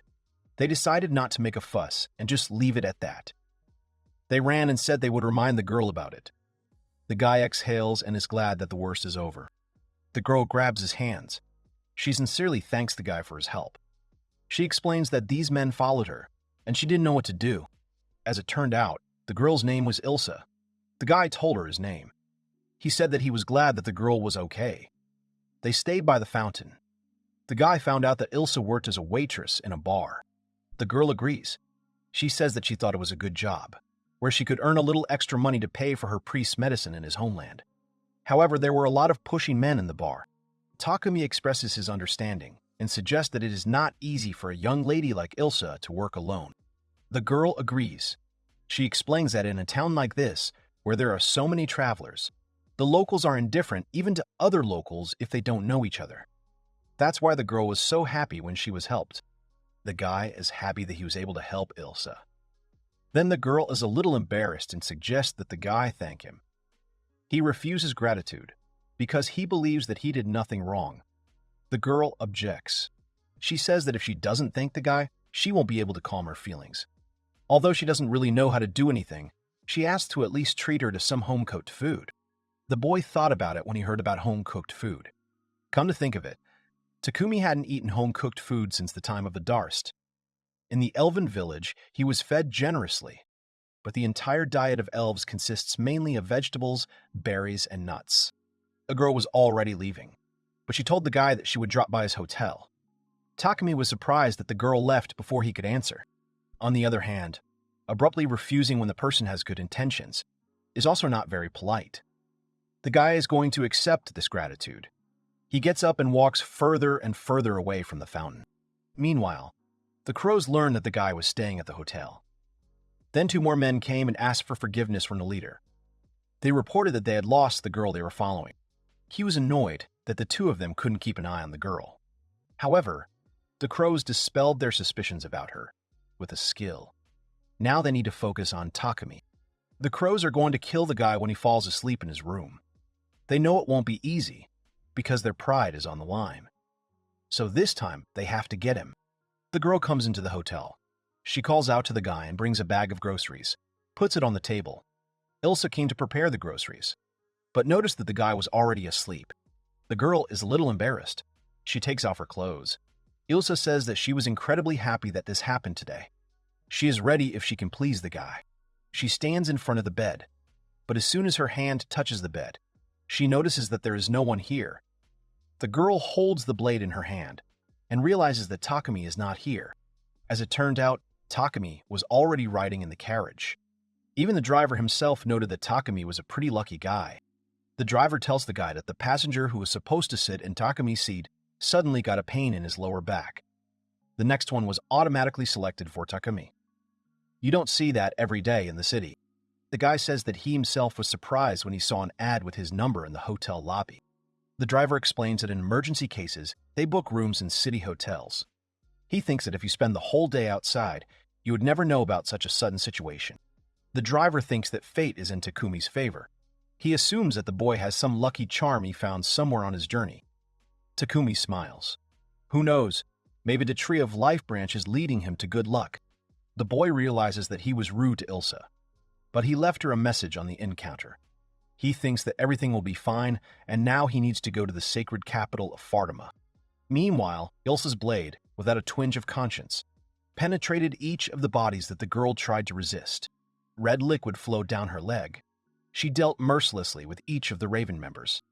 Ilsa is annoyed. After all, if she hadn't been injured by this ballmaster, she would have dealt with these worthless crows in a jiffy. She hates Takumi because he really is lucky. His name is Takumi Saiko. About 2.5 months have passed since he was summoned to another world. He's a god by profession, level 1. Without understanding anything, he was pulled into this world.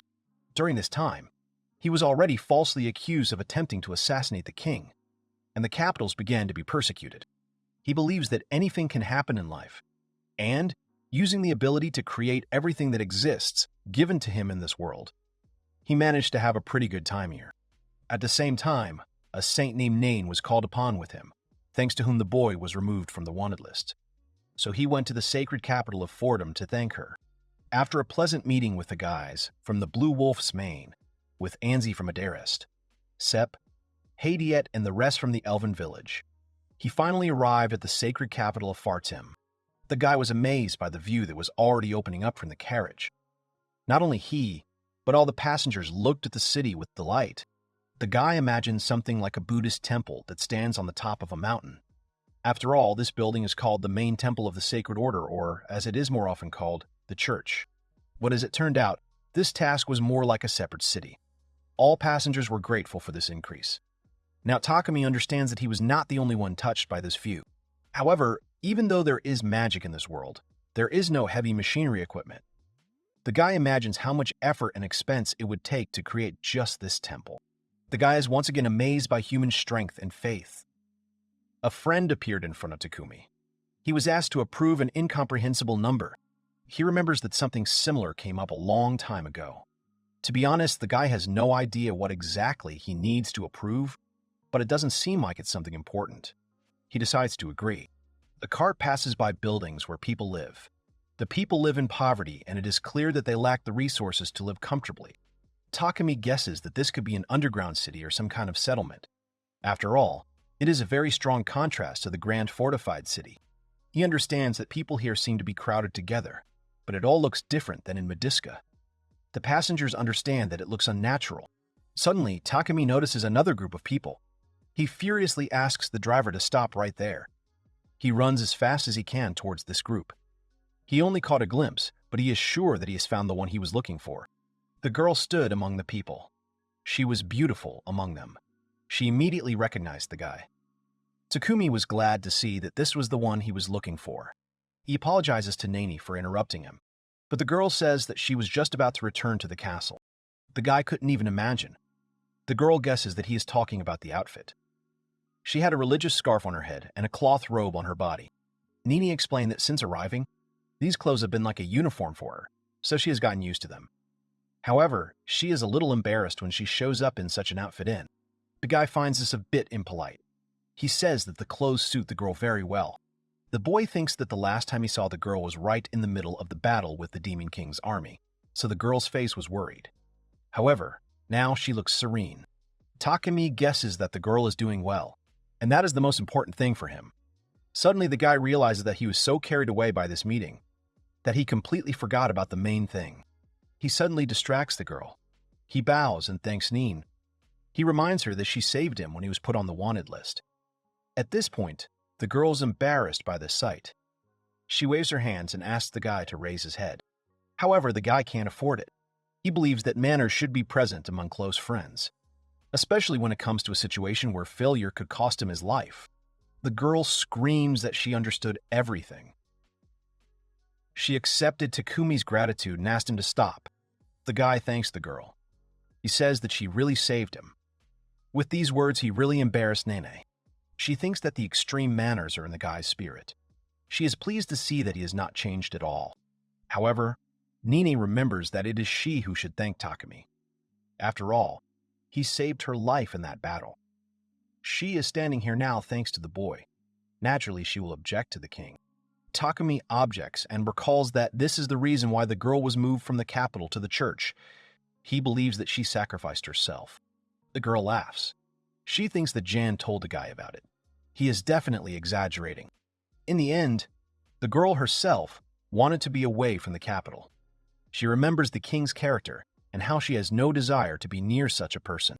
Nene is grateful to the guy for helping her find an excuse to get away from the capital. Takumi understands that few people want to conflict with the state authorities.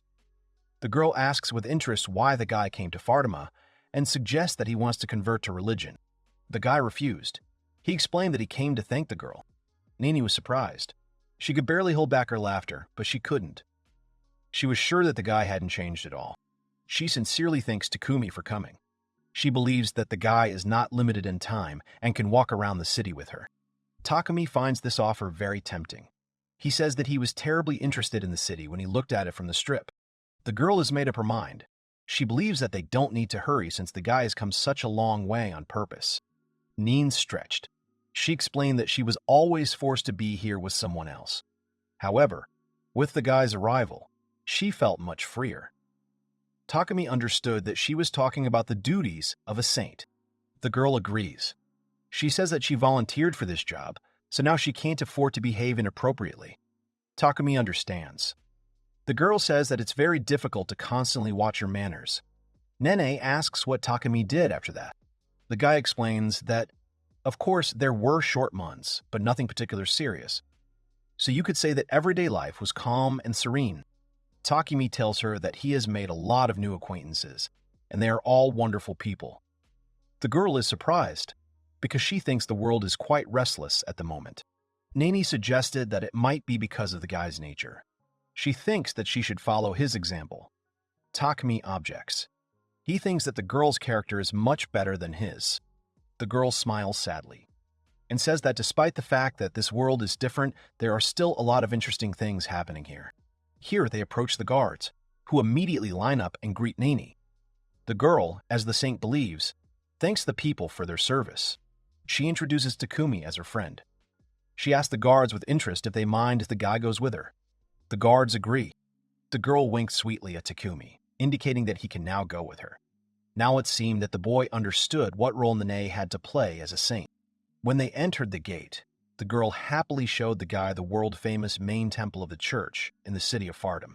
The tour guide, a girl, says that to the left of the guy, he can see a sacred tower, which represents this city. The tower that towers over the other buildings looks even more beautiful up close. Takumi had not heard that the tower itself was built by previous generations. Its tip is simply a magnificent detail. The girl explained that 2,000 years ago, the Lord himself descended upon these lands and created the good bells that are still installed in this tower to this day. The boy's amazed at how long ago it was. The mere realization of the existence of something so ancient amazes him. Takumi thinks that there is a certain romance to it. The girl explains that although these bells are a symbol of the church, at the same time there are still legends about their holiness, saying that they will exalt the divine coming. And suddenly the bells from the tower start ringing. The guy smiles and realizes that they came at the right time, just at the moment when they started ringing. Then is amazed. She hears the bells ringing for the first time. The girl told the truth that they had not rung for 2,000 years. And then all the parishioners were stunned by this ringing.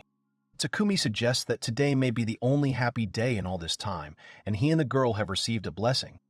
Nine laughs and thinks that the guy seems to be right. The ringing stops. Nani walks among people.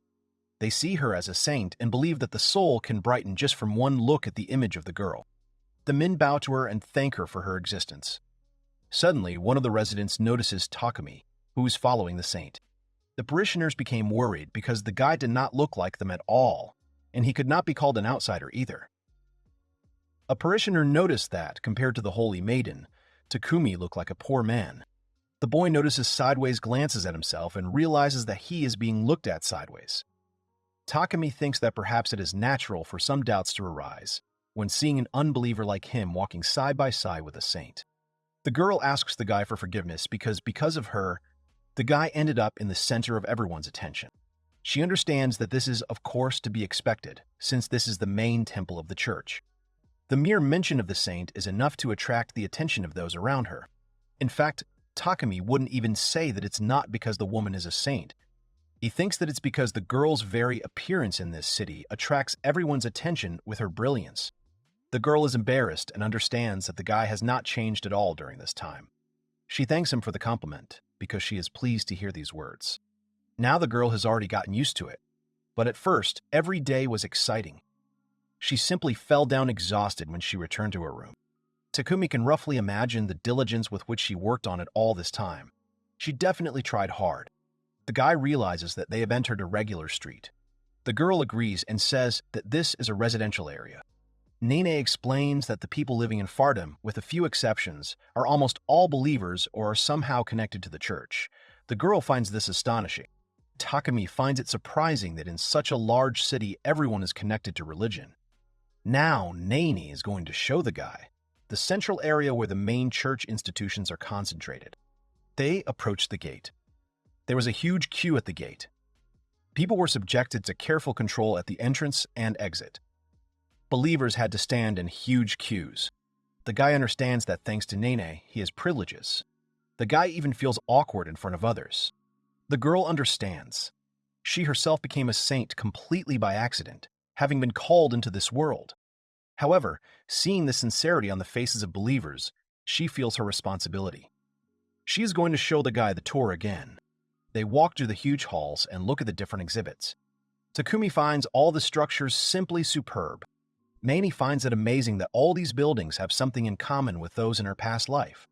The guy believes that it is possible to be present in all other worlds. She thinks it's worth taking the guy to an unusual place, which is different from what he saw before. They walk along a wide street among large buildings again. Takumi was confused about the position the Holy Maiden occupies in the church. Nini thought that if we were to draw an analogy with a regular company, the high priest would be the CEO, and the Holy Maiden would be something like his consultant. And so in this world, there are no hierarchical relationships based on position. Their relationships are more horizontal. The girl's status is no different from the CEO's. Takumi realizes that Nene is not a failure. Then the girl holds the curtains and says that in the next place, you need to be very quiet. The girl spoke about the hall in which 3 believers were sitting. The man folded his hands into a fist in front of his face and sat in complete silence. Takumi, seeing this, realized that the man was praying earnestly. He wonders what exactly they could be praying for. The girl explains that this ritual is called the ritual of taking an oath. The girl asks with interest if the guy has ever heard of sacred magic. Hearing this, Nani decided to show the boy sacred magic. The girl began to cast a spell, and a sacred light appeared on her hands. She extends her hands forward a little with a magic sphere and says that this is a simple example of what sacred magic looks like. Takumi realizes that he has seen something like this before. After all, one elf used something similar. Nani realizes that it is quite possible. The method and names may differ, but the effect is essentially the same. Spiritual magic is mostly found among elves and demi-humans, while sacred magic is more common among priests who serve the gods. The difference, of course, is only in the form of regulation, but sacred magic is not called a spell, but a prayer. Now the guy understood everything. Just as in spiritual magic, power is borrowed from the spirit with whom a contract is made, sacred magic is based on an oath given to the revered deity. In short, in this oath-taking ritual, The believer pledges his sincere allegiance and asks for strength from the revered god. They are now observing the ceremony of establishing a pact with the deity. Neni was originally a saint, so she did not perform such rituals. The girl believes that the deity can answer Takumi. Here the girl suddenly attracts the guy's attention and says that the culmination of the ritual will soon come. Takumi noticed how the man was praying with concentration. In the silence alone, there was an amazing concentration. Even from just watching, this incredible strength was transmitted to the boy. Suddenly a board appears in front of the guy. He gets excited because this thing appeared at the wrong time, as always happens. Nini wonders what happened so suddenly. Takumi makes excuses because an incomprehensible sign appeared in front of him again. He's about to approve a request that is incomprehensible to him. Here the man who had been praying so intently threw up his hands and exclaimed that the Lord had finally graced him with his voice. Nani is very happy that the parishioner succeeded. Apparently, the man is very proud that, in addition to his oath to the Lord, he also managed to receive Nini's blessing. Takumi was very upset that he would not be able to share all his impressions with the guys. Nene explains that after a person makes an oath to God, he will be able to use sacred magic. It seems that unless some good deed is done, the ritual will not be performed. So the maiden feels a little ashamed in front of others, but she can use this magic from the very beginning. Nene confessed that she would like to meet the real God once. However, she immediately notices Takumi's sad appearance and asks him with interest what happened. The guy explains that the panel that offered to choose one thing and had the answers yes and no appeared again at the most inopportune moment. Nene was surprised that some panel was floating out of the guy's hand. Takumi asked with interest if the girl didn't have one, because he thought that the other summon had one too. Nene says that she has never had a panel, as far as she can remember, but she doesn't know about Aika and Kenjin. The girl wonders what will happen after choosing one of the options. The guy throws up his hands and says that if he clicks yes, then she will immediately disappear, and it doesn't look like anything happens after that. Nini wonders what will happen if Takumi answers no. The guy says that he has never chosen such an answer. After all, he does not know what exactly he approves of. That's why he always clicked only yes. The girl was worried, because she considered it quite dangerous, because the guy does not know that he approves. She says that if she were in the guy's place, she would only press the answer no out of fear. The guy thought about me. The computer always asks yes or no if any update or installation pops up. Takumi thought that for now, he would click yes to all the panel's requests. Nani realizes that if you look at the status bar, it certainly looks like something like that. But then the girl suddenly asks the guy to hurry up a little, if he doesn't mind. Here they ran. After a while, they did not slow down as soon as the priest saw them. They bowed obediently and ran on as soon as they disappeared from their sight. Takumi guessed that the reason for their escape from the pawn was the duties of the holy maiden Nani. The guy seemed to apologize to the girl for taking up so much of her time. The girl laughed and asked the guy not to worry, because she wanted to give him a tour. However, the girl asked him to do her a favor. She asked him to keep it a secret, because she can't appear in front of everyone in a hurry. The guy promises not to tell anyone about it. Here, Nini and Takumi appear in front of a large door. The girl takes a breath, and with a confident face, prepares to go out. The girl says that this event will take about an hour. The girl wonders if it will be difficult for the guy to wait for this time. Takumi smiles and says that he can wait without any problems. The girl apologizes and closes the door behind her. Takumi goes outside. He is now wondering what he can do. Nain is currently performing her duties as the Holy Maiden again. Takumi watches this from the window and understands how sacred magic is used on believers. Then Nini suddenly noticed one standing outside and watching them from the window. The girl smiled softly. Takumi waved his hand and thought that he shouldn't be disturbed. The guy walked away and suddenly noticed a large, beautiful fresco. It impressed him greatly. However, a dark silhouette appeared behind the guy. Takumi helps that if the fresco is a church, then the main figure should be God. It seems that people are protected from something incomprehensible, similar to monsters. The voice behind the boy says that the Lord came down to earth in another world and saved his children from flies with the power of his great and deep mercy. It turned out to be a prologue to the scripture from chapter 3. A priest approached the boy. Takumi didn't know who approached him. The man, without explaining anything, continued. He says that all leading an almighty God saved the human mouth. which was on the verge of extinction. Firewood gave him a new force, called abilities. The man spreads his arms out to the sides and says with a smile that the reason why even a physically weak person is able to live like this is the boundless mercy of the Lord. Their gratitude to the Lord should never be forgotten. The guy laughed a little. Then he heard his name. Nani had already returned for him. She no longer knew where to look for him. The guy apologized and admitted that he was wandering around the street. Suddenly the girl was surprised. As it turned out, the high priest was standing next to the guy. Nene immediately bowed and offered her deepest apologies for her inappropriate appearance. Here Takumi pointed his finger at the high priest and connected it with the fact that this was the CEO. The holy servant did not fully understand the meaning of the spoken word. Nini immediately closed the guy's mouth and asked for their forgiveness, immediately leaving. Takumi guesses that the high priest is the first person from the church. The three of them go together. The high priest realizes that the guy is an acquaintance of the Holy Virgin. Takumi agrees and apologizes for not telling his name earlier. The priest seems to understand everything. Takumi says that since such a case has arisen, he would like to thank him for his efforts in unraveling the story related to his search. The priest interrupted the boy's speech with his hand. He wants, or what? For the boy to satisfy the request of the Holy Virgin.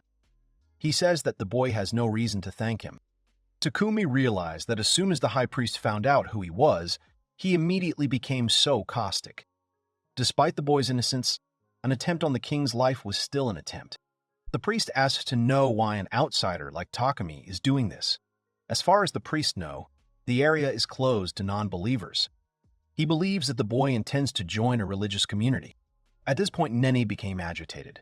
She sincerely asks for forgiveness and says that this person, meaning Takumi, got here solely by her will, and she is responsible for everything. Here the high priest says that it would be sheer absurdity to lay wine on the Holy Virgin. What the Holy Virgin says is unquestionable. The high priest says that if it is the will of the Holy Virgin, then he approves of this man's presence here. The man immediately broke into a smile. Here the girl bowed and sincerely thanked the high priest. He said with a smile that this was not worth doing at all. Here, Takumi decided to apologize for all the trouble he had caused. However, the difference in attitude is relatively on name and is almost as big as the difference in temperature in the desert during the day and at night. So he understands that he will certainly survive this, but it is better not to spoil his reputation on Nani. The guy said that the priests have a wonderful structure. He thinks that it is the fruit of divine influence. The high priest says that God is great. These fruits are certainly far from his greatness, but he has bestowed great mercy upon the people. Takumi understands that this is not bad at all. He asks with interest how they call their Lord here. The high priest frowned and said that the Lord had no worldly name. The only proper way to address the great Lord was Lord. Here the boy began to realize that he seemed to be gradually irritating those around him.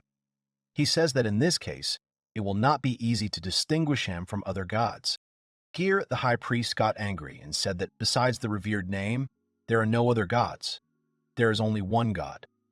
In other countries, perhaps there are those who call themselves gods, but they only pretend to be gods. The first priest thinks it is very wrong that these impostors are put on the same level as the true God. Takumi understands that things are going in the wrong direction. This way, he will definitely dig himself a hole. Here the maiden reproached the guy, and again she began to ask forgiveness from the high priest for him. Nina explained that the guy arrived in this world at the same time as her and had not yet fully settled in. She was very sorry that she and the guy had spoiled the high priest's mood. The priest immediately smiled. He relaxed his facial muscles and asked to stop apologizing. He says that a person, accompanied by the Holy Virgin, should not bow his head. He does not believe such mockery and does not take it seriously. Takumi doesn't understand everything, of course, but he thinks it was a bit rude. Suddenly, the high priest turns to the holy maiden. He says that the guards told him that Nene is still going out of the gate. Nene asks with a sad look if she shouldn't have done it. Then the priest smiled and said that it was the other way around. Those around were touched beyond measure by the compassion of the Holy Virgin even to such unfortunate people. However, the priest believes it would be right if the Holy Virgin were to feel similar sympathy for the believers. He asks the girl to take care of herself. Nene lowers her head and says that she will try. The high priest leaves. Takumi asks the girl for forgiveness. After all, if he had not said too much, the man would not have questioned them like that. He thinks that he caused a lot of trouble. The guy looks at the girl. Nene suddenly apologizes. The girl asks Takumi not to worry. After all, the high priest is a man of very deep faith, so the topic of God and religion is very delicate for him. Takumi did not notice that the sacred maiden looked a little upset. Nene immediately looked down. She asked the boy with interest what he thinks about the human colony outside. Takumi said that in comparison to the elegant city at whose foot it is located, it looks very poor. He would say that there's a deficit of people, buildings, but above all, life force. Nene explains that this colony was created by order of the high priest. All orphans, refugees, and other people without relatives are gathered there. Those who have gone bankrupt and lost their livelihood. This is the place where they are given blood and food. Takumi finds this truly excellent. However, he does not understand why it was necessary to organize a colony outside the city. After all, there is enough space for people in the living quarters. Nene explains that a decision was made that only believers could live in this city. Takumi doesn't understand why, in that case, it is impossible to become a believer in order to officially exist. The girl explains that in order to officially become a believer, one must pay a fee, which costs about 10 gold. The guy was surprised. He calculated it, and it was approximately 100,000 yen. This is quite a decent amount. The guy understands that in order to get a residence permit, he first needs to save up money by working in the city. Nene explains that work for non-believers in the city is prohibited. The guy finds it strange again. After all, to get out of the colony, you need to become a believer. And to become a believer, you need to pay 10 gold. But only believers are allowed to work. She looked down. She asked if the guy would stay for a while if she prepared a room for him in the church. She said that she wanted to go to a place with the guy, sometime later in the colony. People are sitting near buildings that can hardly even be called residential. Suddenly, one of the passing boys notices that the Holy Virgin has come to visit them. The Holy Maiden was happy to see the children and all the inhabitants. She served them, and Takumi helped feed the people. The girl asks the guy with interest what he thinks about their way of life. Nene thinks that Takumi felt sorry for these people, and it was sad for him to see it. Takumi agrees and thinks that's how he felt. Nene asks with interest if the guy was glad inside that he didn't live like that. The guy thought about it and says that he didn't go that far. She says that she, in turn, thought about it. She thought about what would have happened if she had been called into this world not to the helm of the Holy Virgin, about how she could have lived the same way if she had been thrown out of the castle for her helplessness. Nene thinks she is lucky to be a Holy Virgin, that God favors her.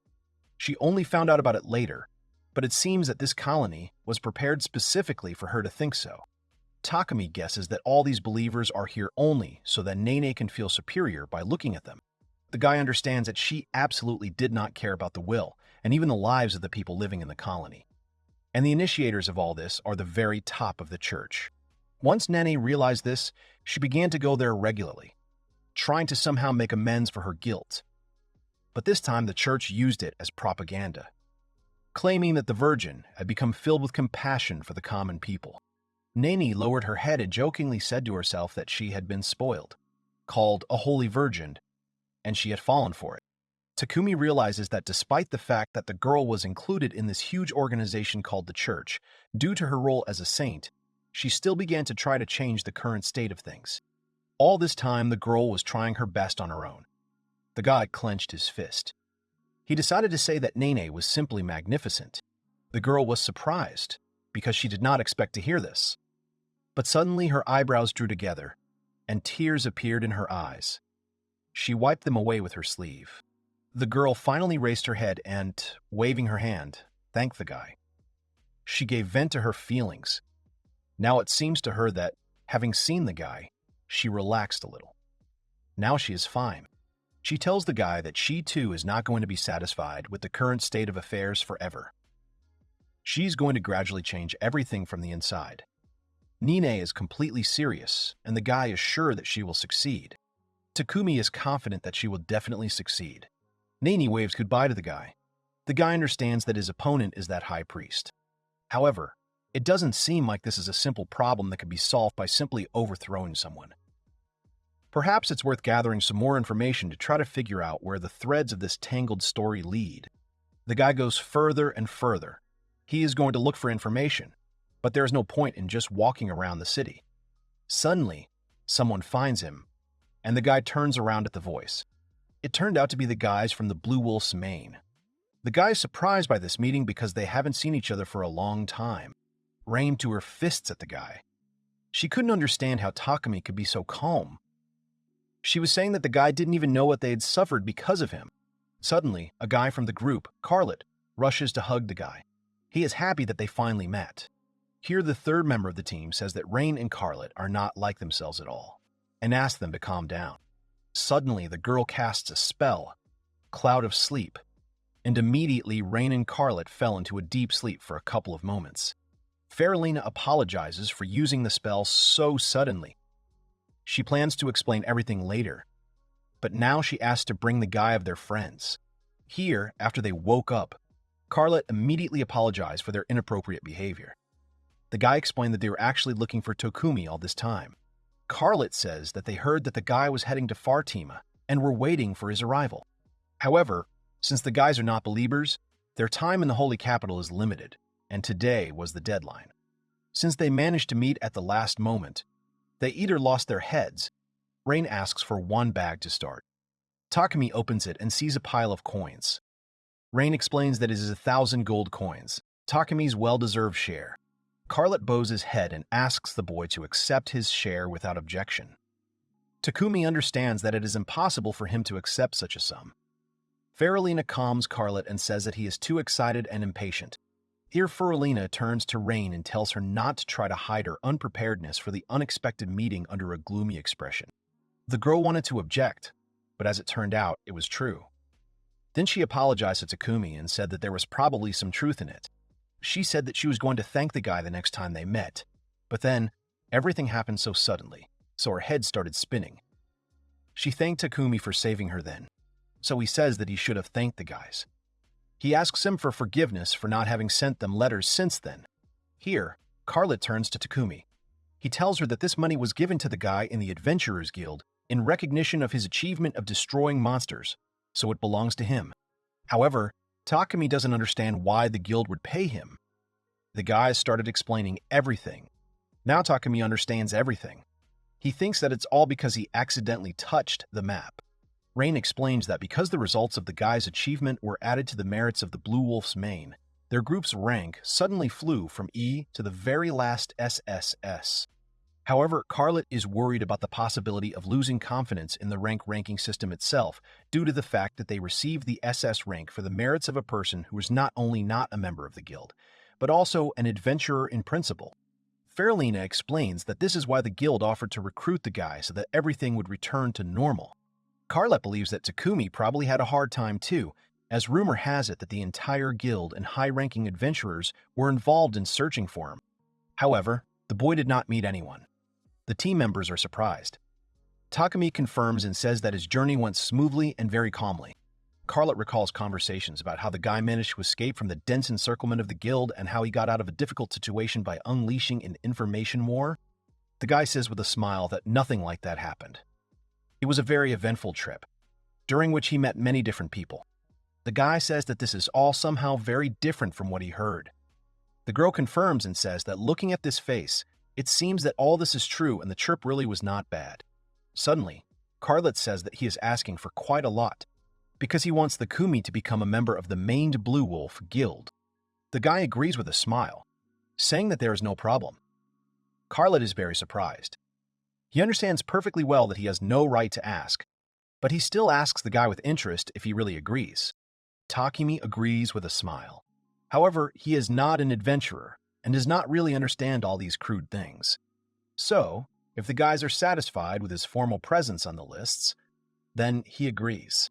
Carlet bows and says that this is more than enough. At this point, Rain thanks the guy. She snaps her finger and apologizes to the guy for getting straight to the point. However, Rain wants to know if Takumi will tell his secret about who he is. This question is very interesting to the guys, but no one is eager to ask it. Carlet tells the girl that she shouldn't ask questions so bluntly. However, the girl can't help herself because she's always been interested in finding out.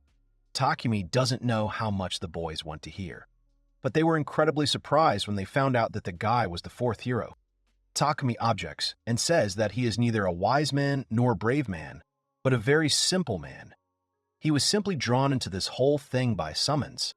Carlet was right that the guy was a hero. He wondered where the guy managed to defeat so many monsters, and it turned out to be during the demon army's attack on the capital. Now it all makes sense. Rain notices that Takumi is strong after all. However, Takumi is modest and denies it, as he is just somehow coping with the help of abilities.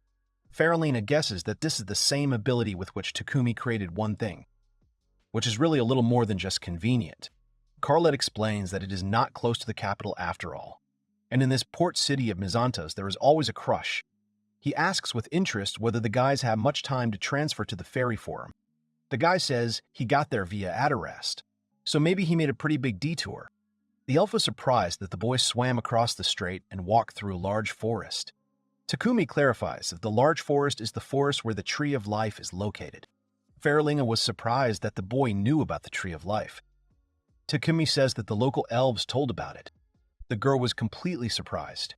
After all, the entrance is strictly limited. It is impossible for a person to be let in. So I suppose that's true. But also the bow and how he managed to get through. And on the way back, it was a piece of cake to get lost. So they gave him one thing to make it easier to find his way. The guy takes out a branch from the Tree of Life. The elf was completely confused when she saw this artifact. The guy admits that the elders of Sepsan gave him this branch. Here, the elf Faralina fell. She suddenly apologized and explained that her head was spinning. Faralina explains that the Forest of Life is a holy place for the elves, where the descendant of the holy ancestor of the elves lives. The girl is in some shock that a common man managed to get there, and even meet the queen from the legends herself. Rain guesses that Takumi takes more risks than adventurers. She asks with interest what the guy is going to do next.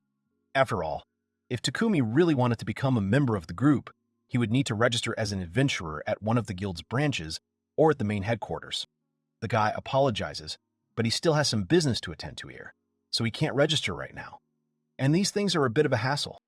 Rain reported that they would be able to help Takumi with his affairs, since they could be in this place until the end of today. Faralina agreed and asked to tell what happened first. Carlet agreed and confirmed that they were one team. Takumi sincerely thanks everyone. Takumi laid out the whole situation. Faralina says that there are rumors about the high priest within the guild as well. As it turns out, the high priest is of interest not only to the parishioners, but also to other adventurers. Carlet asked Rain if she was ready. The girl giggled and took off her cape, revealing her new outfit. Takumi was surprised to see the maid's uniform. The girl explained that gathering information was the thief's area of expertise.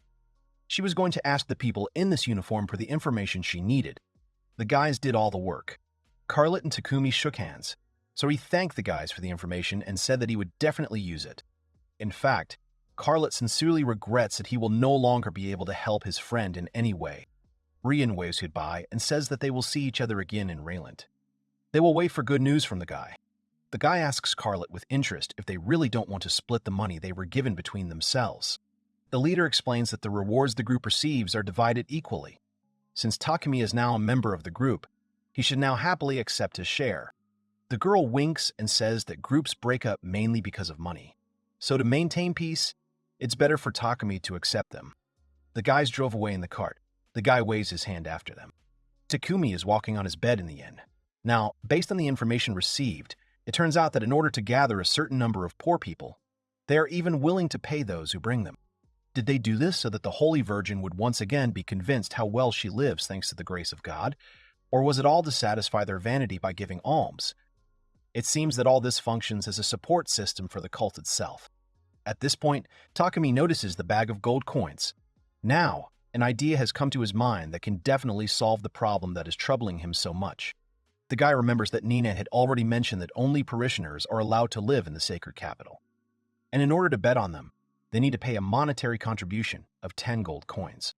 The guild paid the boy 30 gold coins. Even if it didn't solve the problem, it might help move the needle. Suddenly, everyone was shocked. Takumi came to the post. The guy was unhappy that the servants were ready to accept the contribution, but not the voluntary entry of the colony residents. He does not understand how this can be. The believer is confused. He asks not to raise his voice. Takumi got really angry. He hit the table with his fist and broke it into 2 pieces. He refused to lower his voice and said that it was too unfair. As a result, the believer took him by the hand. The man said that to begin with, indeed, to become a parishioner, you need to pay a fee of 10 gold coins. However, the guy demands to do this for 100 people, which is just madness. As far as the priest understands, Takumi is an acquaintance of the Holy Virgin, which means it must be known that these poor people are being brought from all over the country. So he says that he knows that they are not being given any help and are kept within the city limits. The believer says that helping the poor is of course a good thing, but then the church will be in a difficult position. The believer himself asks the guy to think about it. After all, it is precisely because of the presence of the unfortunate poor that they have the opportunity to sympathize and put into practice the teachings of the sacred texts. In order to sympathize with others and give alms, one must first have these very needy neighbors. The believer understands that the guy is apparently not a poor person. He asks to curb his ardor. After all, if Takumi alone helps such a huge number of people, then other parishioners will not have the opportunity to give alms. Takumi was very angry. He realized that these people not only turned a blind eye to the suffering of the poor, but also shamelessly used them as a tool to satisfy the selfish desires of the parishioners. In this case, Takumi is going to increase the amount, and there will be no need to return the money for this. The believer does not believe what he heard. He said that the guy's generosity simply has no limits. The believer happily wrote down the amount in the book. He was going to donate the gold coins he had brought. Who would have thought that he would change his attitude to the situation so much if he simply added a few coins to the donation? At the end, the believer adds words about the boy being blessed by God. Takumi angrily asks to spare him such a blessing. The boy angrily walks down the street, shocking everyone with his mood. At this time, the boy thinks that the believers, being a novice guiding people, are only capable of speaking so coldly. Takumi was not so much angry as shocked, so he helps, which may be the norm for a believer or even for the entire church. The question is how rotten the church structure is. The guy understands that it will take a lot of effort to fix all this. Meanwhile, the morning of the first priest begins with a prayer to the Lord.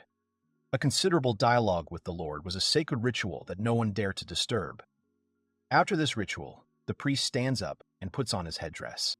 A subordinate approaches the high priest and says that they have a sermon in the cathedral today. The first priest asks how many people are coming. Bira generally says that they are expecting about 300 people. The high priest finds this remarkable. He thinks that the Lord will probably be pleased to see such a large crowd of ordinary people gathered. The believer continues to speak about the results of the investigation into the recent incident of the good news bell ringing. The high priest asks with interest what happened there and whether they managed to find out anything. The believer says that everything did not quite work out. The high priest's face immediately darkened. The believer says that, unfortunately, no traces of the divine coming were found. The cause was probably a gust of wind or some other natural phenomenon. Suddenly, the high priest waves his staff, and the believer gets it on his head. The high priest considers this a blasphemous statement.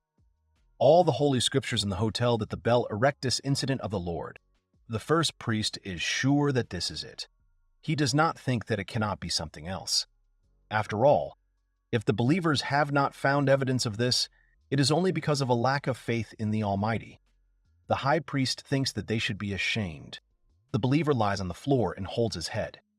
He asks for forgiveness and says that he has felt his mistakes and will immediately return to the search. The first priest exhales. He believes that if the believer has understood everything well, then he should proceed to his work. The believer continues to talk about the news. He reports that a request for the transfer of personnel has come from the village of Koralt. This request has already been made to them, and here it is heard again during the presentation of information. They ask for about 20 men for physical labor and about 10 young women of pleasant appearance. The first priest understands that the villagers have recently asked for workers, although they constantly receive large donations, so their request cannot be ignored either. The high priest gives the order to send them people from the heretic villages. The man is firmly convinced of his decision and definitely believes that he is doing the right thing. The high priest indicated, using the carcasses of a bandit group, as always. He orders the young to be taken alive, the rest to be destroyed. Let other villages see what fate awaits dissenters. The high priest thinks that the Lord will certainly be pleased if these disgusting pagans prove useful to the parishioners. The believer awkwardly agrees and provides the latest report on the Holy Virgin. The believer began his report. The Holy Virgin woke up at 7 in the morning, dressed for 31 minutes. Thus, the priest reported absolutely every minute of the Holy Virgin's life. Nothing was missed. He ended everything by saying that the Holy Virgin was with the parishioners until 12. In the end, the number of bathroom visits and bedtimes remained unchanged. The high priest realized that, judging by everything, the Holy Virgin had had an uneventful day yesterday as well. The high priest gave an order that nothing should happen to the Holy Virgin in the future. He told the priest to continue his observations and not to report all the details to him. The boy obeyed and left the high priest alone. The high priest says that the Holy Scriptures say that the Lord will descend to earth from another world, and also that a girl from another world will take on the role of the Holy Virgin. This simply cannot be a coincidence. The Lord left them a believing Holy Virgin. The highest bliss is to serve, like the Holy Virgin, the noblest of creations, because through her they can touch the will of God. The high priest wonders why the Lord has left the matter now. How many high priests have there been so far? Why now, when it is precisely the current man who is one? He wonders why it was the girl who was abandoned and not the man. He understands that all of God's deeds have a meaning. He wonders what kind of will is behind it. The high priest turns to the Lord. He asks with interest whether he is testing him. He asks with interest what the Lord wants from him, and asks to show the way to the one who is unable to see his will. The high priest falls to his knees and asks to be guided again, as he did before. No matter how much he went astray, the man bowed his head. Suddenly, a light appeared before him. He was glad that a great divine revelation had come to him, and the will of the Lord had been revealed to him. He stretched his hands upward. He says that if it is his will, then he can humbly submit to it. He believes that he must take the Holy Virgin as his wife this very evening. Meanwhile, Takumi is sitting in his room. Since the events began, the whole serious situation has become clearer. But he still has no idea where all this is growing from. The guy realizes that this could really become a headache. Suddenly, he is distracted from his thoughts by a knock on the door. The guy looks at you in fear and wonders who it could be. The knocking gets louder and louder, and the guy quickly approaches the door. Then Naomi runs into the room and says that she has a problem. The girl tells the guy's story. They sit opposite each other and are silent. Takumi thinks that this might actually be a great opportunity to break out of the deadlock. Nine is surprised. Takumi wonders if it won't be a burden for the girl. She thinks that she thought it would be great if the guy helped her with this. The girl puts her hands in front of her and smiles, asking the guy for a favor. Takumi thinks about it. Dark night. All the buildings are illuminated by bright lanterns. Neen is sitting in her room. The girl is writing something in a notebook. She is distracted by a creaking sound. It turns out that Takumi is sitting in her closet. He tells himself that he needs to be careful because he can't make a single sound. The guy remembers that the man should be here soon. He couldn't even imagine that he would have to wait in the closet. The guy remembers a conversation with a girl. As it turns out, the high priest has a conversation with the Holy Virgin. Nini agrees and says that the man is going to come to her room that night. Therefore, she intends to say everything she thinks. Takumi thinks that this is a really good opportunity to get out of the deadlock. Neen is glad that the guy understands her. That's why she thought it would be great if someone like that helped her with this. Takumi guesses that if he just stays in the room, the high priest will just turn around and walk away. She says that in this case, the girl will hide it somewhere. And at the very climax, that Takumi should jump out. Takumi agrees, since the high priest won't be able to escape in the middle of the conversation. Yes, this will be a support for the girl. Takumi realizes that he made a deal with Nene. Now he is here, hiding in the closet, holding his breath. He has feelings as if he is some kind of lover or stalker. Suddenly there is a knock on the girl's door, and she opens the door. Then the high priest comes in. He greets the holy maiden and says that he is in the best of spirits today. Nene was surprised by the man's mood. The high priest bows his head and apologizes for visiting at such a late hour. Takumi notices that the high priest came alone, without an escort. The boy understands that this means that the matter for which the priest came forces him not to involve outsiders. In that case, maybe Takumi shouldn't witness this conversation either. Nani is asked if the high priest has any business with her. She puts on some tea and listens to the man. The high priest joyfully folded his hands in front of him and said that a divine revelation had come to him. He joyfully offers the Holy Virgin to have a child. Takumi and Nene were extremely surprised by these words. The girl apologized and asked what the man meant. The high priest explains that he continued to question the Lord. He wondered why he left them the Holy Virgin, why he left the girl and not the man. The high priest reports that today he heard his voice and his revelation came to him. As it turned out, this voice told him to have a child with the Holy Virgin, and that this was why the girl was abandoned. It explains that marriages among clergy are regulated by church rules, not to mention that extramarital relations are an act of adultery and are strictly prohibited. The high priest says that the sin of adultery described in the Holy Scriptures applies to their parishioners. The man says that nothing is written there about his first follower, the high priest, and his messenger, the Holy Virgin. In other words, this sin does not apply to them. Takumi realizes that this theory is very selfish. Nina explains that, however, she has no intention of doing so. And with all due respect to the high priest, she is forced to refuse. The high priest laughs. He considers this refusal absurd. He believes that this has already been decided by the Almighty himself. The priest gets up from the table. He believes that his meeting with the Holy Virgin is a miracle that brought them together. This is the inevitable providence of God. He believes that this is precisely why the girl was sent to earth by this Lord. Nani thinks this is complete nonsense. The high priest puts his hands to his ears and asks the girl if she can't hear the voice of God right now. He asks her to listen to the will. Nain screamed and said that she did not hear any voice and that the man was simply having an auditory hallucination. Here the high priest stretched out his hand to the girl. He says that it is high time to offer her body as a sacrifice and carry the Son of God. Nani resists, and then Takumi comes out of the closet. He asks to stop this scene immediately.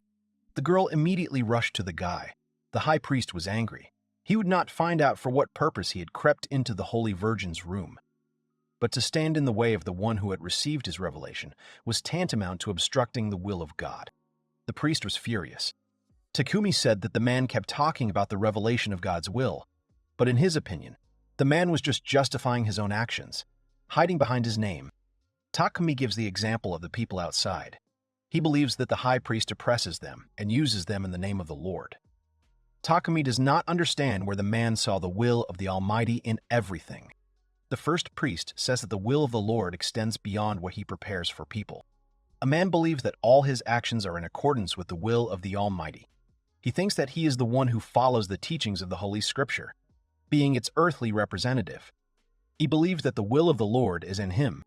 The priest believes that there is no teaching that requires a deviation from the path of man. Takumi counters that it is the high priest who ultimately tramples on his teaching by talking about honoring the Lord. The man believes that Takumi was wrong to try to reason with and scold those who do not understand divine teachings with human words. At this point, the high priest put his hands to his ears again and realized what had happened. Nine and Takumi looked at him worriedly. The high priest said that right now, to him, his first follower, the Lord had informed him of the true nature of the one who had intended to hinder his will. Takumi, the man summoned from another world along with the heroes, was in fact a flatterer and messenger of the devil, deceiving the holy maiden. The boy did not expect to hear this at all. The first priest began to talk about Takumi's plan to prevent the birth of their child. This is the boy's evil plan, which consists of preventing the birth of a new life. Takumi completely lost track of the man's words and realized that this was madness. The high priest said that the guy leaves him no other choice. He uses sacred magic and asks the Lord to hear his wish and extinguish the evil. Nene noticed the attack in time and warned the boy to be on guard. However, as soon as the attack was prepared, an unusual magic ball appeared around Takumi. An unknown glow appeared around the Takumi. The guy touched this shell with his hand and received a small burn. He wonders what that was just now. He assumes because it is a wall of light under what seems to be only high voltage. Suddenly, the girl warns the guy that he will now be touched by the sacred magic of the high priest. Now the boy realized that this was a restraining magic that looked like a magic cage. In this case, the guy is only going to break it. A sledgehammer appears in his hands, and he hits the magic with all his might. As it turned out, the sledgehammer, although it went right through, but as soon as the guy touched it with his hands, Nin began to pray. She asks for the light that eliminates the teaching. She uses dispersal. But as soon as the girl was about to use her magic, she disappeared. The magic does not work. The high priest says that it is useless. No matter how strong the Holy Virgin's magic is, it cannot dispel magic of the same nature. The girl asks the high priest to stop immediately. She says that it is impossible to use the correct elimination on a simple person. She believes that the man is deliberately breaking the commandments of the Lord. Takumi was surprised when he heard about the elimination. He thought that this barrier was just restricting movement. The high priest approaches the holy maiden and tells her not to be misled, because the guy is truly evil. The high priest throws his hands up. He casts the spell again. The high priest calls to turn into dust under the weight of the strongest sacred magic. Then a stream of magic appears around Takumi. The girl was excited and screamed the guy's name. Suddenly, the panel appeared in front of the guy again. The panel said that the action had to be confirmed. This action was against religious belief. The choice of consent and refusal appeared on the board again. Takumi got angry again, because the panel appeared at the wrong moment again. However, the guy understands that this panel is different from the previous ones. He notices the alarm sound and the wording of the question. The guy doesn't have time to think about the answer to the question now. He's going to click agree as usual. However, he remembers the girl's words that she would always press no out of fear. He understands that perhaps Nine is right. His finger is about to press no, but immediately freezes on the choice. Takumi can't decide for a long time. He understands that until now, he didn't care about all this. But for some reason, this time it seems like it's something very important. The high priest uses sacred magic again. Nine almost lost her voice, worried about the boy. She hoped that this nightmare would end soon, because it was even more terrible than horror. Takumi made his decision, chose the answer on the panel. Suddenly, the sacred magic seemed to evaporate around him. The high priest could not find words to express his surprise. The Holy Virgin threw herself on the boy's shoulders because she is glad that he is okay. She says, with tears of joy in her eyes, that the high priest's magic simply disappeared. She wonders what the boy did. Takumi explains that the sign with the choice of yes and no simply appeared in front of him again. The guy explains that this time it said something about actions that contradict the faith and canceling these actions. The girl asks with surprise and interest what the guy did next. Takumi himself does not really remember, but it seems that he pressed it as usual. And then the magic just disappeared. The girl, having heard about actions contrary to faith and the cancellation of actions, seems to understand something. At this time, the high priest does not understand how this is possible and why his magic did not work. However, the high priest believes that something else is more important now. The priest understands that a few moments ago, he clearly heard the voice of the Lord. However, he understands that now their oath is broken. The man's face is filled with incredible horror. He understands that this simply cannot be. He calls upon the holy radiance, which does not react to the man's words at all. He can't summon magic. The priest starts screaming. After all, he had given his love to the Lord for so many years, sacrificed so much for him. He wondered how he could turn away from him. The man begins to scream hysterically, liquid pouring from his mouth, eyes and nose. He tirelessly repeats the name of the Lord and asks him to answer questions. The man fell to the floor. His hands were shaking. The guy asks with interest what is happening to the man. The Holy Virgin explains that the Lord broke the oath with the high priest. Nani explains that the holy light is the first magic that the priests learn after the oath ritual that the boy saw earlier. What the man lost means that he can no longer use holy magic. However, this is not the only one. This has never happened before. Since the Lord has completely rejected him, he will not be a high priest, nor will he even be made a low-ranking priest. Now the man will be lower in status than the most simple believer. Takumi wonders how such a devout man, who dedicated himself entirely to serving the Lord and served until he became the first priest, could have made a mistake somewhere. Takumi realized that it seemed that due to his excessive piety, he had begun to confuse the soul's desire from the heart with the voice of the Lord. although it was hard to say for sure. Nin bowed her head. After what happened, the senior, no better than the college of the high priest, was removed from office. Now a representative of the opposition faction can take his place. In addition to the removal of the high priest, other morals and injustices of the church came to light. The whole commotion sometimes died down, sometimes flared up again. At one point, even the continued existence of the church itself was in question. It seems that it was Nene, being a saint, who maintained some order both in the church and among the believers. The cathedral said, and then he, that the Lord High Priest chose the wrong path. At the meeting, they said that the Lord's teaching is great, but they should not use his name to prove their righteousness, and they follow the Lord's path like an old woman of sinners. Nin, who led the meeting, spoke about how the Lord's commandments are meant to teach us how to live correctly. This is the revelation that Nene received from the Lord. The guy praised the girl and said that her sermon was simply amazing. The girl asked her not to praise her and said that she took some of the lines from him. She asked the guy with interest what he is going to do next. The girl turned away and said that if the guy didn't mind, she would really like him to stay here and help her sometimes. Even if the guy was just nearby, that would be enough for her. The girl says that now the church needs to be reformed, so she will be very busy. So she thought that she would feel calmer as she had a familiar person nearby. However, Takumi apologizes and says that he is very happy about Nea's offer, but he is already bound by a promise. He needs to be in a city called Laurent. Nin is sad for a moment. She says that she is very sorry. She understands that Takumi is leaving her. She asks with interest if the guy will come again. Takumi says that he will come as soon as everything calms down. He promises to let the girl know about it in advance. She asks not to do this because there are no phones here, and by the time the letter arrives, the guy will have already arrived himself. Besides, something tells her that she will immediately find out about Takumi's arrival. The girl waves goodbye to the boy. Thus, his first journey in the new world came to an end. Initially, Takumi wanted to thank the girl, but the short duration of the trip did not affect its meaningfulness. The guy has been to so many places and met so many different people.